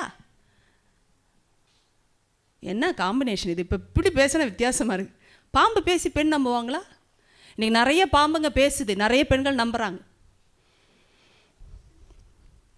உண்மையா இல்லையா? அன்னையிலிருந்தே வந்த சரித்திரம். ஆனால் பாம்பு பேசி பெண் நம்புமா? இப்படி ஓப்பனாக சொன்னால் ஐயோ பாம்பை போய் நம்பினியாமா, நீலாம் ஒரு பெண்ணான்னு கேட்பாங்க. ஆனால் நம்பினாங்களே. ஏன் நம்பினாங்க? அப்படி பேசிச்சு பாம்பு. உண்மையா இல்லையா? ஏன் இப்படி பார்க்கிறீர்கள்? அப்படி பேசிற்று, பேச வேண்டிய விதமாய் பேசிற்று. அதனால் நம்ப வேண்டிய விதம் வந்தது. உண்மைதானே? இன்னைக்கு அதுதான் ஸ்ட்ராட்டஜி. Same strategy. பேசுறது எம்டி வேர்ட்ஸுங்க, ஆனால் போஸ்ஃபுல்லாக பேசுவாங்க. போஸ்ஃபுல்லானா என்ன? சாதிச்சவங்க மாதிரி பேசுவாங்க. போஸ்டிங்னா என்ன அர்த்தம் சொல்லுங்களேன்? இல்லாததை இருக்கிறது மாதிரி பேசுறது. சில பேர் பேசினா நம்பியே ஆகணும் தெரியுமா? ஐயோ அவங்க வாய் திறந்தா ஃப்ளாட்டு தான் நம்பலாம், அப்படி பேசுவாங்க. கன்வின்சிங் டாக் தெரியுமா? Some people have got the thought to convince people. பயங்கரமாக பேசணும். அந்த பேச வேண்டிய விதமாக பேசினா போய் கூட சத்தியமாக தான் தெரியும். ஐயோ நான் அடித்து சொல்கிறேன் யார் மேலே? ஓ மேலே. அப்படின்னா ஃப்ளாட் ஆக மாட்டோம். என்னையே சத்தியம் பண்ணி சொல்கிறாங்கண்ணா, சே உண்மையாகவே தான் இருக்கும். தலை மேலே அடித்து சொல்கிறேன்னா என்னாச்சு? ஆளை அடிச்சாச்சுன்னு அர்த்தம். நிறைய பேர் சொல்கிறது இந்த டைலாக் நம்பிடாதீங்க. உன் தலை மேலே அடித்து சொல்கிற சத்தியம்னா தலையே அடிச்சிட்டாங்கன்னு அர்த்தம். மூளை அடி ஆயிடுச்சுன்னு அர்த்தம். அதுக்கு மேலே திங்கிங் அடி ஆயிடுச்சுன்னு அர்த்தம். திங்கிங் போச்சுன்னா டிசைஸும் மாறிடுச்சு, டிசிஷன் எல்லாம் அப்படி கம்பைண்ட் ஆகிடும். பார்த்துருங்க. ஸோ ஆண்டவரே சொன்னார், நீ தலையில் அடிக்காத, உனக்கு இதையே மாத்திர வல்லம் இல்லைன்ட்டார். உண்மையாக வெள்ளையை கருப்பாக்க முடியல, கருப்பை வெள்ளையும் ஆக்க முடியாது. இதில் எதுக்குப்பா தலையில் அடிக்கிறேன்னு சொன்னார். உண்மை தானே? இப்போ ஆண்டர் பேசுகிறது தான் டயலாக். இப்போ ரியாலிட்டியை பார்க்கும்போது நீங்கள் சொல்லுங்கள், இந்த மக்கள் இப்படி பேசியிருக்கிறாங்களே, எப்படி பேசுனாங்க? போஸ்ஃபுல்லாக எம்டியாக பேசுனாங்களே, ஆனாலும் ஒரு கூட்டம் நம்பிட்டு. How do you know somebody's conversation is full of emptiness and filled with only boast and pride? சொல்லுங்க, நீங்க சிந்திச்சு சொல்லுங்க. எப்படி தெரிய வரும் ஒரு ஆளுடைய வார்த்தையில வீண் வார்த்தைன்னு எப்படி தெரிய வரும்? Life speaks. அப்படி இல்லைம்மா சில பேர். இவங்க அப்படி இருந்தாங்க நினைக்கிறீங்க, இல்லைன்னா ஏமாந்துட முடியுமா? அதான் பாயிண்ட்டுங்க. நல்லா கவனிங்க. இப்போ தான் தப்பி இருக்கிறாங்க. எத்தனை பேர் என்னை பார்த்து கொண்டு இருக்கிறீர்கள்? தயவுசெய்து உங்களுடைய நண்பர்கள், உங்களுடைய உறவுகள், உங்களுடைய சக விசுவாசிகள் யாராக இருந்தாலும் நான் சொல்வதை நன்றாய் புரிந்து கொள்ளுங்கள். எல்லாரும் எல்லார்ட்டையும் மாற்றுறதில்லை. எல்லாம் உண்மை தானே? நன்றாய் கவனிங்க. எல்லாரும் எல்லார்ட்டையும் மாட்ட மாட்டாங்க. எல்லாரையும் எல்லாரும் ஏமாற்றவும் முடியாது. ஏன் ஆதாமை ஏமாற்ற முடியல? வேதம் தெளிவாய் சொல்லுது, ஆதாமோ வஞ்சிக்கப்படவில்லை, ஏவாளே வஞ்சிக்கப்பட்டு மீறுதலுக்கு உட்பட்டாள். அப்போ ஆதாமையே வஞ்சிக்க முடியல. தெரியும் ஆளுக்கு வஞ்சிக்கப்பட முடியாது. ஆள் கொஞ்சம் ஸ்ட்ராங்கு. அம்மா கிட்ட வலை வீசினா மாட்டுவாங்கன்னு தெரிஞ்சிச்சு. 2 பேர்லேயே ஒரு ஆளை கரெக்டாக பிரித்தான் பிசாசு. நன்றாய் கவனிங்க. 2 பேர்லேயே ஒரு ஆளை பிரித்தான். இன்னைக்கு நம்ம லைஃப் அப்படி தான். பிசாசுக்கு தெரியும் யார்கிட்ட எதை போட்டால் வேலை நடக்கணும்.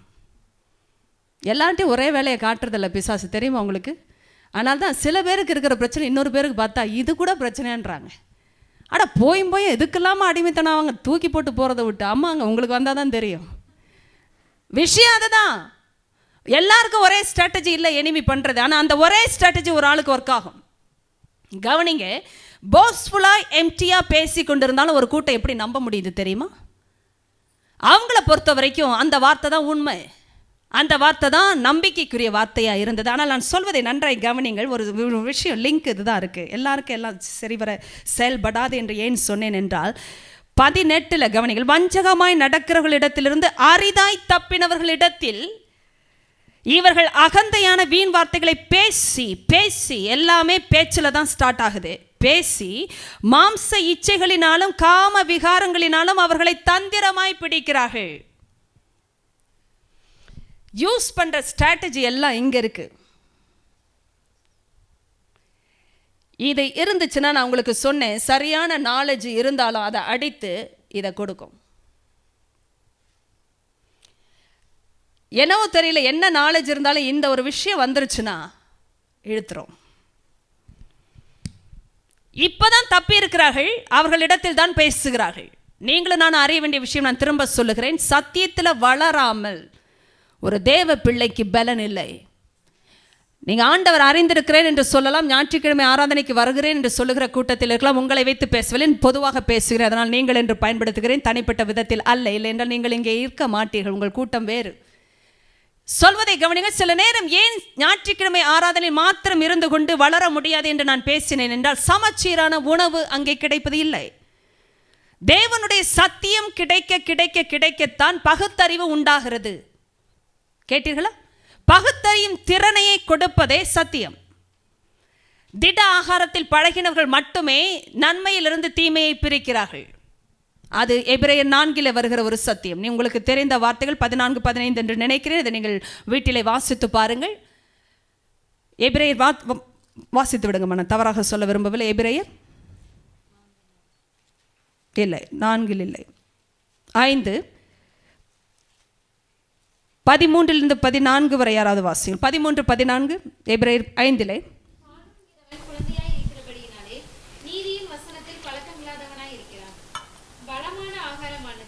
நன்மை தீமை இன்னதென்று பயிற்சினால் பகுத்தறியத்தக்கதாக முயற்சி செய்யும் ஞானேந்திரங்களை உடையவர்களுக்கு. நன்றாய் கவனிங்கள். பாலுண்கிறவன் குழந்தையாய் இருக்கிறபடியினாலே என்ற அர்த்தம் என்ன சொல்லுகிறது என்றால், வசனத்தில் அதிக பழக்கத்திற்குள் செல்ல விரும்பாதவர்கள் பாலுண்கிற மக்கள், திடாகாரத்தை விரும்பாதவர்கள்.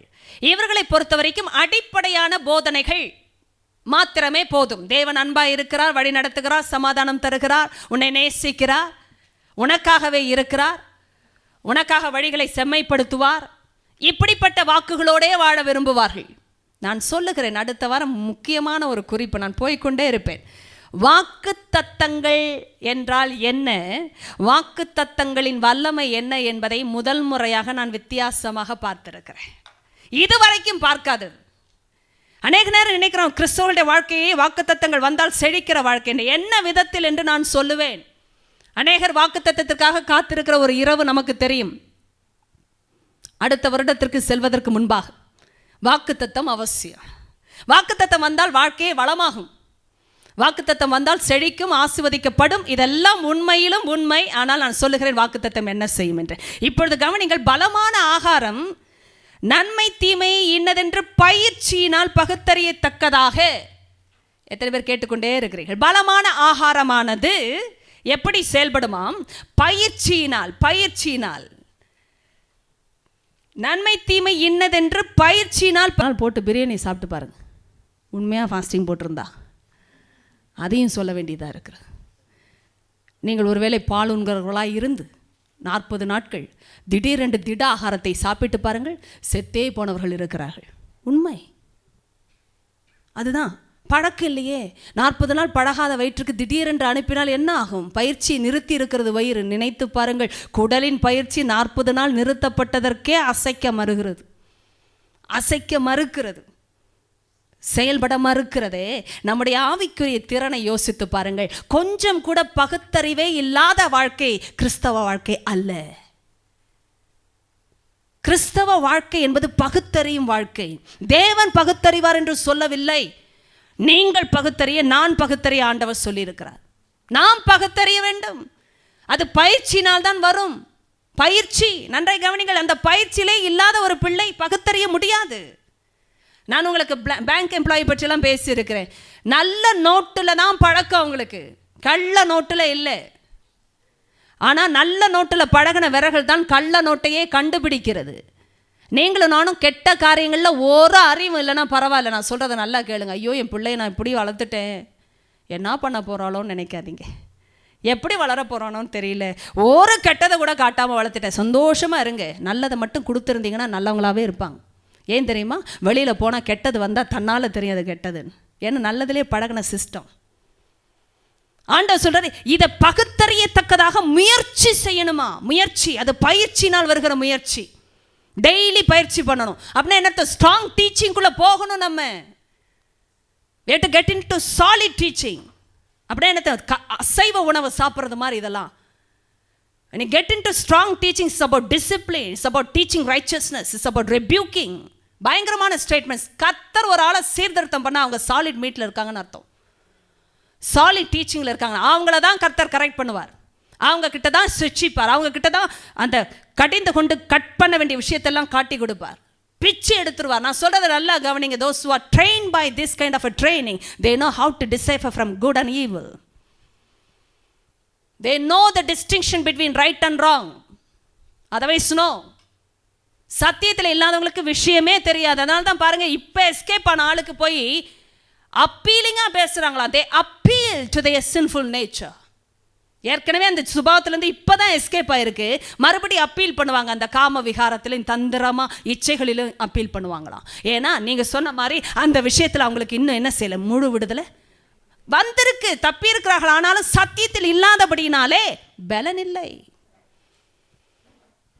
பலவீனம். இப்படி அப்படியுமா தள்ளாடுகிற ஒரு நிலைமை. சத்தியத்தில் இல்லைன்னா பலன் இல்லை.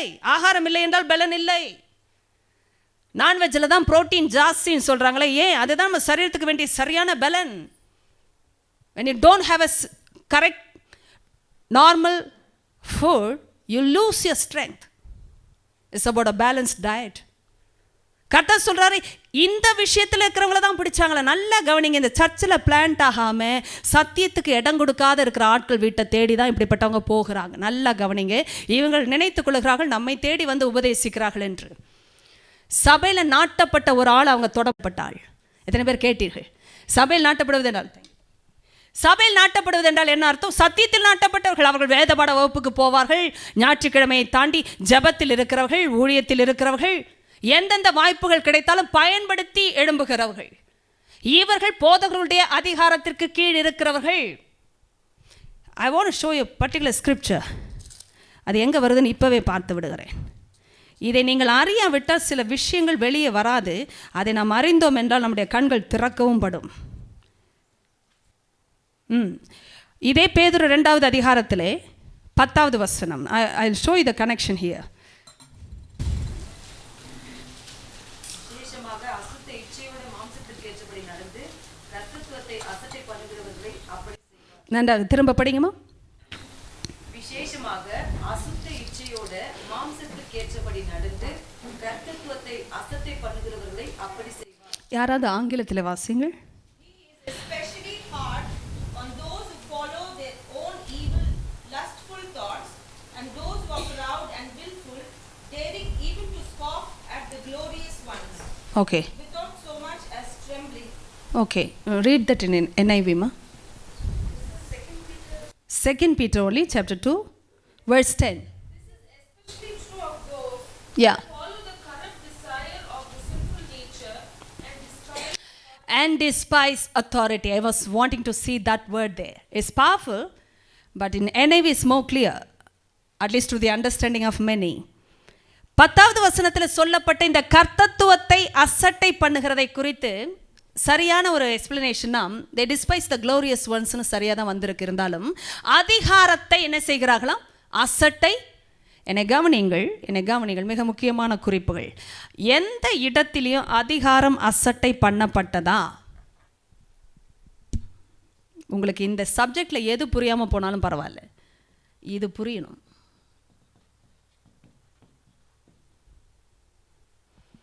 ஏவாள் கணவருடைய அதிகாரத்தை அசட்டை பண்ணினாள், தானாக முடிவெடுத்தாள், பிரச்சனை வந்தது. இந்த சப்ஜெக்டில் முக்கியமாக இச்சையெல்லாம் இழுக்கிறதெல்லாம் இருக்கட்டும். They talk in such a way that they make appeal to their sinful nature or to the pleasures or whatever they've been into. இப்போ கவனிங்க, இந்த அப்பீல் வர்றதுக்கு முன்னாடி இவர்கள் எப்படிப்பட்டவர்கள் என்று அந்த வேதம் சொல்லியிருக்கிறது என்றால், தாங்களே அதிகாரத்துக்கு உட்படாதவர்கள். அதிகாரத்துக்கு உட்படாத ஒரு கிரியை எதை காட்டுகிறது தெரியுமா?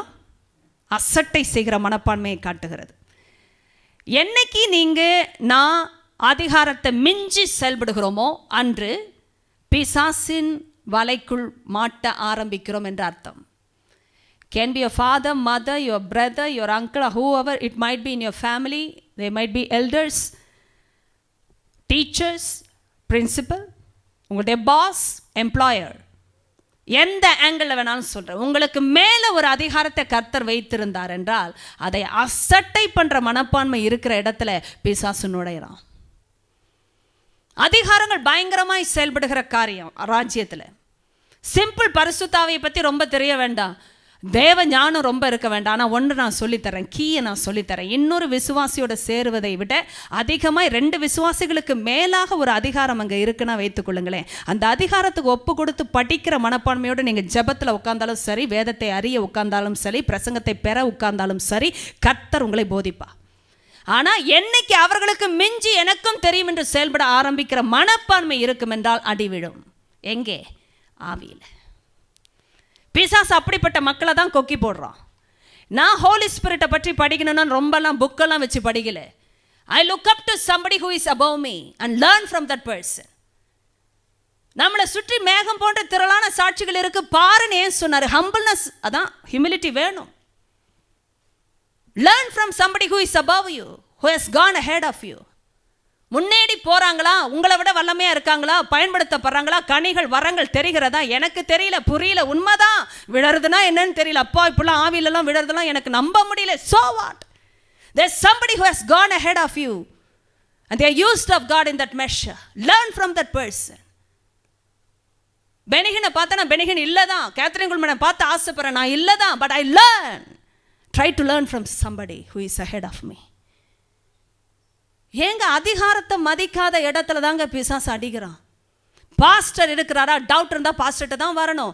If you try to clarify that doubts with somebody who is coming to your house and teaching the word, dangerous. வீட்டுக்கு வராங்க உட்காந்து பேசாதீங்க. You have to approach your pastor who is a shepherd, God ordained authority. கர்த்தர் கொடுத்த அத்தாரிட்டியை விட்டுட்டு வீட்டுக்கு வரவங்க கிட்ட, அதுதான் problem. Those many people I know, those who have entertained the foreigners, strangers, they were entangled. தவறான விருப்பங்களுக்குள்ள மாட்டி குடும்பமே செதஞ்சிருக்கு. இன்னைக்கும் நடக்குது. புருஷ மனைவிக்கு இடையில பிரிவினை, ஏற்கனவே பேப்டிஸ்ட் எடுத்தவங்க இன்னொரு தடவை பேப்டிசம், ஞாயிற்றுக்கிழமை ஆராதனை இல்லையா விட்டாச்சு. யார் சொல்லி தந்தாங்க இதெல்லாம்? Think about this. எஸ்கேப் ஆனவங்கள தான் பிடிக்கிறாங்க. அதுவும் இப்போ எஸ்கேப் ஆனவங்க தான், நாட்டப்பட்டவங்களெல்லாம் பிடிக்க மாட்டாங்க. நீங்கள் பாருங்கள், ரொம்ப வல்னரபுளாக இருக்கிற கூட்டத்துக்கிட்ட தான் போவாங்க. they are not very strong in the world and they are not under the authority. Listen to me, symptoms. If somebody is not under authority, that person is vulnerable.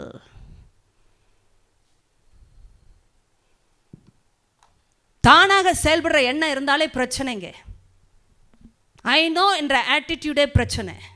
நல்ல கவனிங்க, கிங்டத்தில் இதெல்லாம் பயங்கரமான principles. when you think I know everything, that's when you fall. பயங்கரமான strategy. நான் இந்த கனெக்ஷனை பார்க்குறேன். Pride, boastful, think about these words. Pride, boastful, any other thing?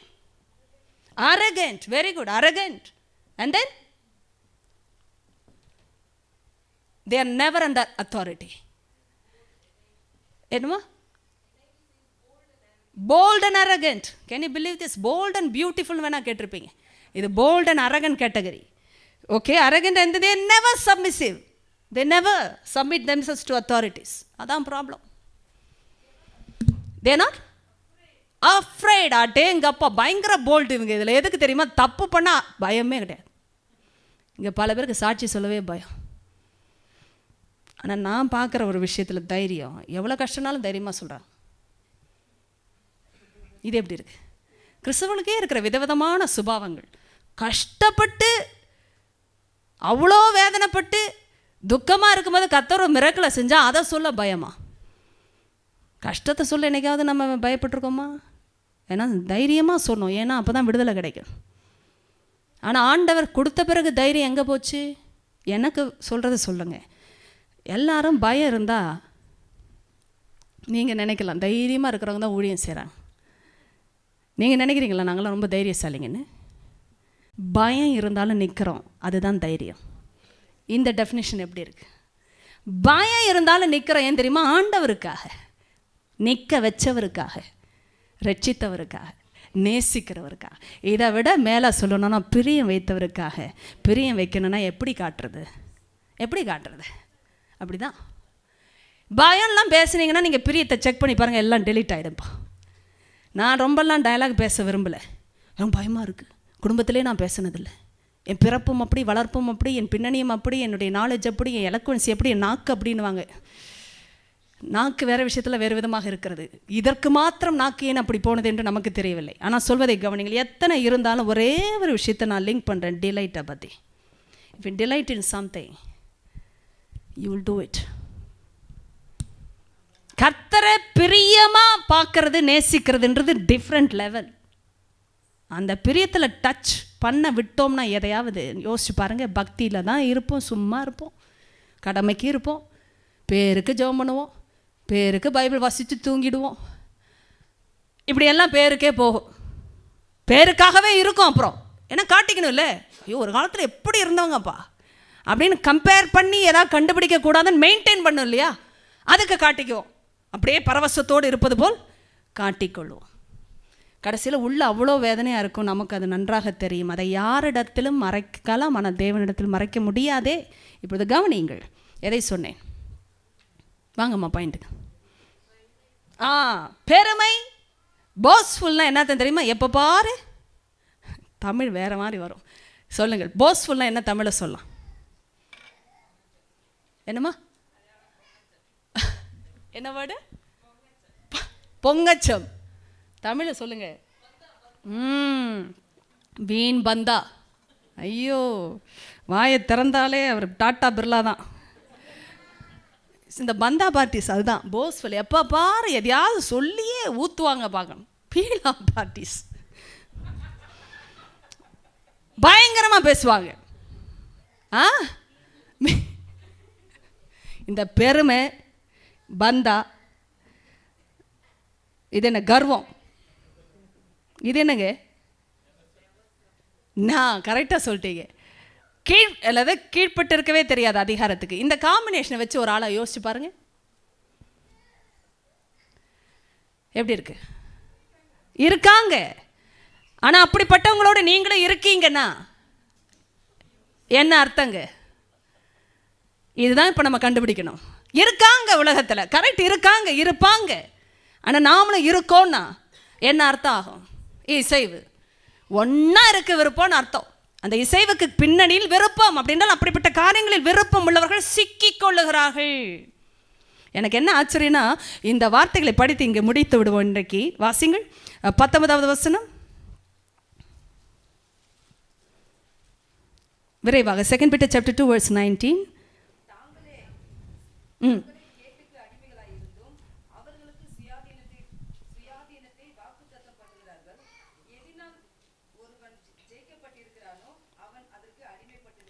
நன்றாய் கவனிங்கள். தாங்களே கேட்டுக்கு அடிமைகளாய் இருந்தும் அவர்களுக்கு சுயாதீனத்தை,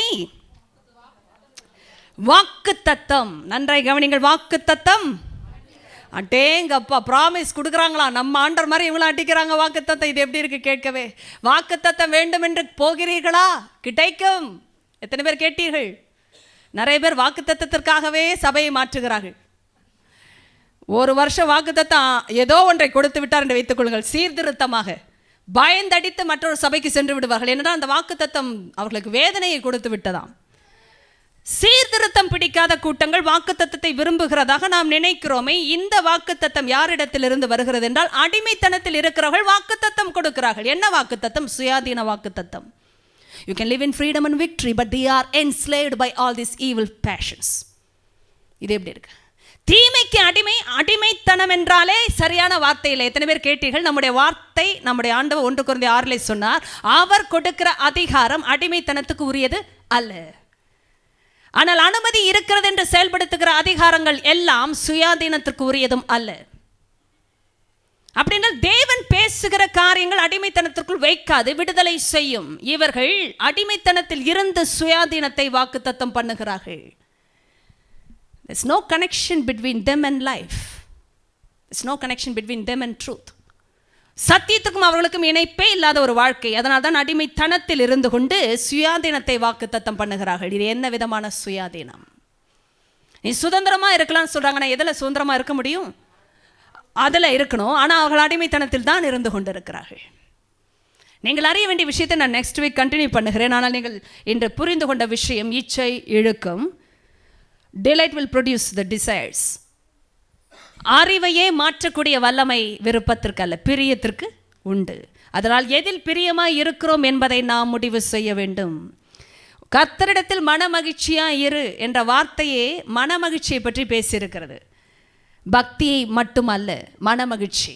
அப்பொழுது அவர் உன் வேண்டுதல்களை அருள் செய்வார். இந்த கனெக்ஷனை நெக்ஸ்ட் வீக் சொல்லுகிறேன். எப்படி நம்முடைய டிசைர்ஸ் நம்முடைய ப்ரேயர்ஸை மாற்றுகிறது என்று நான் சொல்லுவேன். அதற்கு பிறகு உள்ளதையும் எழுதி வைத்துக் கொள்ளுங்கள். என்றால் அடுத்த வாரம் கேள்வி கேட்க வேண்டும் அல்லவா? எதை பற்றி பேசுவேன் என்று சொன்னேன். இப்பொழுது வாக்கு தத்தத்தை பற்றி பேசுவோம் நெக்ஸ்ட் வீக். ஓகே, அதற்கு பிறகு நான் மெக்கானிசம் ஆஃப் டெம்டேஷனை நான் தொடர்ந்து பேசுவேன். ஜெபம் பண்ணலாம். பிதாவே, உமக்கு நாங்கள் நன்றி செலுத்துகிறோம். இந்த ராத்திரி வேளையில் உம்முடைய சமூகத்தில் எங்களை தாழ்த்துகிறோம் அப்பா. உம்முடைய வசனம் எங்களுடைய கால்களுக்கு தீபம், எங்களுடைய பாதைக்கு வெளிச்சம். ஆண்டவரே, நீ பேசாவிட்டால் எங்களுக்கு தெளிவு இல்லை. எங்களுடைய சிந்தனைக்கு தெளிவு இல்லையப்பா. அப்பா, எங்களுடைய வாழ்க்கையை ஒரு விஷயம் தரை மட்டும் தாழ்த்துகிறோம். நீ தொடர்ந்து எங்களோடு பேச வேண்டும். உங்களுடைய ஜீவனை எங்களுக்கு அனுப்ப வேண்டும். எங்களுடைய கண்களுக்கு பார்வையை கொடுக்க வேண்டும் அப்பா. தகப்பனே, எங்களுடைய சரீர கண்களின் பார்வையை தாண்டி அகக்கண்களுக்கு வெளிச்சம் இல்லை என்றால் நாங்கள் பார்க்க முடியவில்லை தகப்பனே. எங்களுக்கு பார்க்க கற்றுக் கொடுங்க. சரியாய் பார்க்க கற்றுக் கொடுங்க. சரியானதை பார்க்க கற்றுக் கொடுங்க தகப்பனே. வெளிச்சத்தில் நடக்க கற்றுக் கொடுங்க ஆண்டவரே. இது ஒரு பயிற்சி என்று நீர் சொல்லுகிறீர், உண்மைதான். அநேக நிலைமைகளில் நாங்கள் தவறான காரியங்களில் பயிற்சி எடுத்திருக்கிறோம் அப்பா. தவறான விஷயங்களில் பயிற்சி பெற்றிருக்கிறோம். ஆனால் சரியான காரியங்களை கற்றுக்கொள்ளாமல் போன வருஷங்களுக்கு தக்கதாய் எங்களோடு நீர் பேசி புதிய ஜீவனுக்குரிய காரியங்களை கற்றுக் கொடுத்து வருகிறபடினால் ஸ்தோத்திரம் அப்பா. நம்முடைய பிள்ளைகள் கற்றுக்கொள்ளுகிற இடத்தில் வந்து கொண்டிருக்கிறார்கள். அவர்கள் கற்றுக்கொள்ளுகிறதை தாண்டி போதிக்கப்பட நான் ஜெபிக்கிறேன்.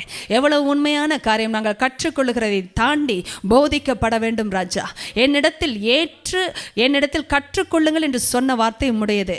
எவ்வளவு உண்மை அப்பா. உம்முடைய நுகத்தை நாங்கள் ஏற்றுக்கொண்டு தான் உம்மிடத்தில் கற்றுக்கொள்ள முடியும். உம்மோடு இசைந்து தான் நாங்கள் கற்றுக்கொள்ளவே முடியும். உம்மோடு இசையாத பட்சத்தில் நாங்கள் கற்றுக்கொள்ள முடிவது இல்லை. ஏனென்றால் இது வெறும் அறிவு அல்ல, இது இருதயத்திற்கு வர வேண்டிய போதனை. இயேசுவின் நாமத்தில் நான் பேசும் பொழுது உம்முடைய பிள்ளைகளுக்குள் ஒரு வெளிச்சம் கிரியை செய்யட்டும். உம்முடைய நீதியின் வெளிச்சம், உம்முடைய சத்தியத்தின் அதிகாரத்தின் வெளிச்சம் அப்பா கிரியை செய்யும்படி நான் ஜெபிக்கிறேன். உம்முடைய நுகத்தை ஏற்றுக்கொள்ளாமல் உம்மிடத்தில் கற்றுக்கொள்ளவே முடியாது. உம்மோடு இசைகிற ஒரு விருப்பம் இல்லாமல், பிரியம் இல்லாமல் உம்மிடத்தில் நாங்கள் கற்றுக்கொள்ள முடிவதில்லை தகப்பனே.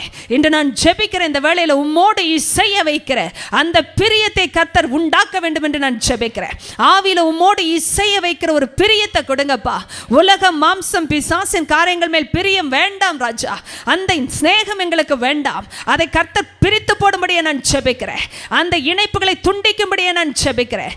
எஸ்அப்பா, உம்மோடு இசைவை கொண்டு வருகிற உம்முடைய நுகத்தை ஏற்றுக்கொள்ள வைக்கிற அந்த இசைவு, அதுதான் ஒரு மனத்தின் ரகசியம். நுகம் ஒரு மனத்தை காட்டுகிறது. நுகம் ஒரே திசையை காட்டுகிறது. நுகம் ஒரே விருப்பத்தை காட்டுகிறது. நுகம் ஒருமித்து நடப்பதை காட்டுகிறது. நுகம் இணைந்திருப்பதை காட்டுகிறது ராஜா. அந்த நுகத்துக்குள்ளாக நாங்கள் வந்து விடுகிறோம். உம்முடைய நுகத்துக்குள்ளாக நாங்கள் வந்து விடுகிறோம். அது மிகவும் லகுவானதும் மென்மையுமாய் இருக்கிறது என்று சொன்னீர். அந்த மென்மையும் லகுவுமான நுகத்துக்குள்ளாக ஒவ்வொருவரும் வரும்படியே நான் அழைக்கிறேன் தகப்பனே. ஆண்டவரே, இந்த நுகத்துக்குள்ளாக எங்களை ஒப்புக் கொடுக்கிறோம். கற்றுக்கொள்ள தீர்மானிக்கிறோம். நாங்கள் போதிக்கப்பட்ட வாழ்க்கையில் இருக்கும்பொழுது எங்களுடைய சமாதானமும் பெரிதாக இருக்கும் என்று வாக்குத்தத்தம் பண்ணி இருக்கிறேன். ஏசாயா 54:13 அர்த்தமே அதுதான் ஐயா. உன் பிள்ளைகள் எல்லாரும் கர்த்தரால் போதிக்கப்பட்டிருப்பார்கள். அவருடைய சமாதானம் பெரிதாக இருக்கும் தகப்பனே. போதனை இல்லாமல் சமாதானம் இல்லை. இந்த நாளிலும் அந்த போதிக்கப்படுகிற நிலைமைக்கு எங்களை தாழ்த்துகிறோம் அப்பா. பேசுங்க. நீங்க பேசுவதை நிறுத்தாதிருங்கப்பா.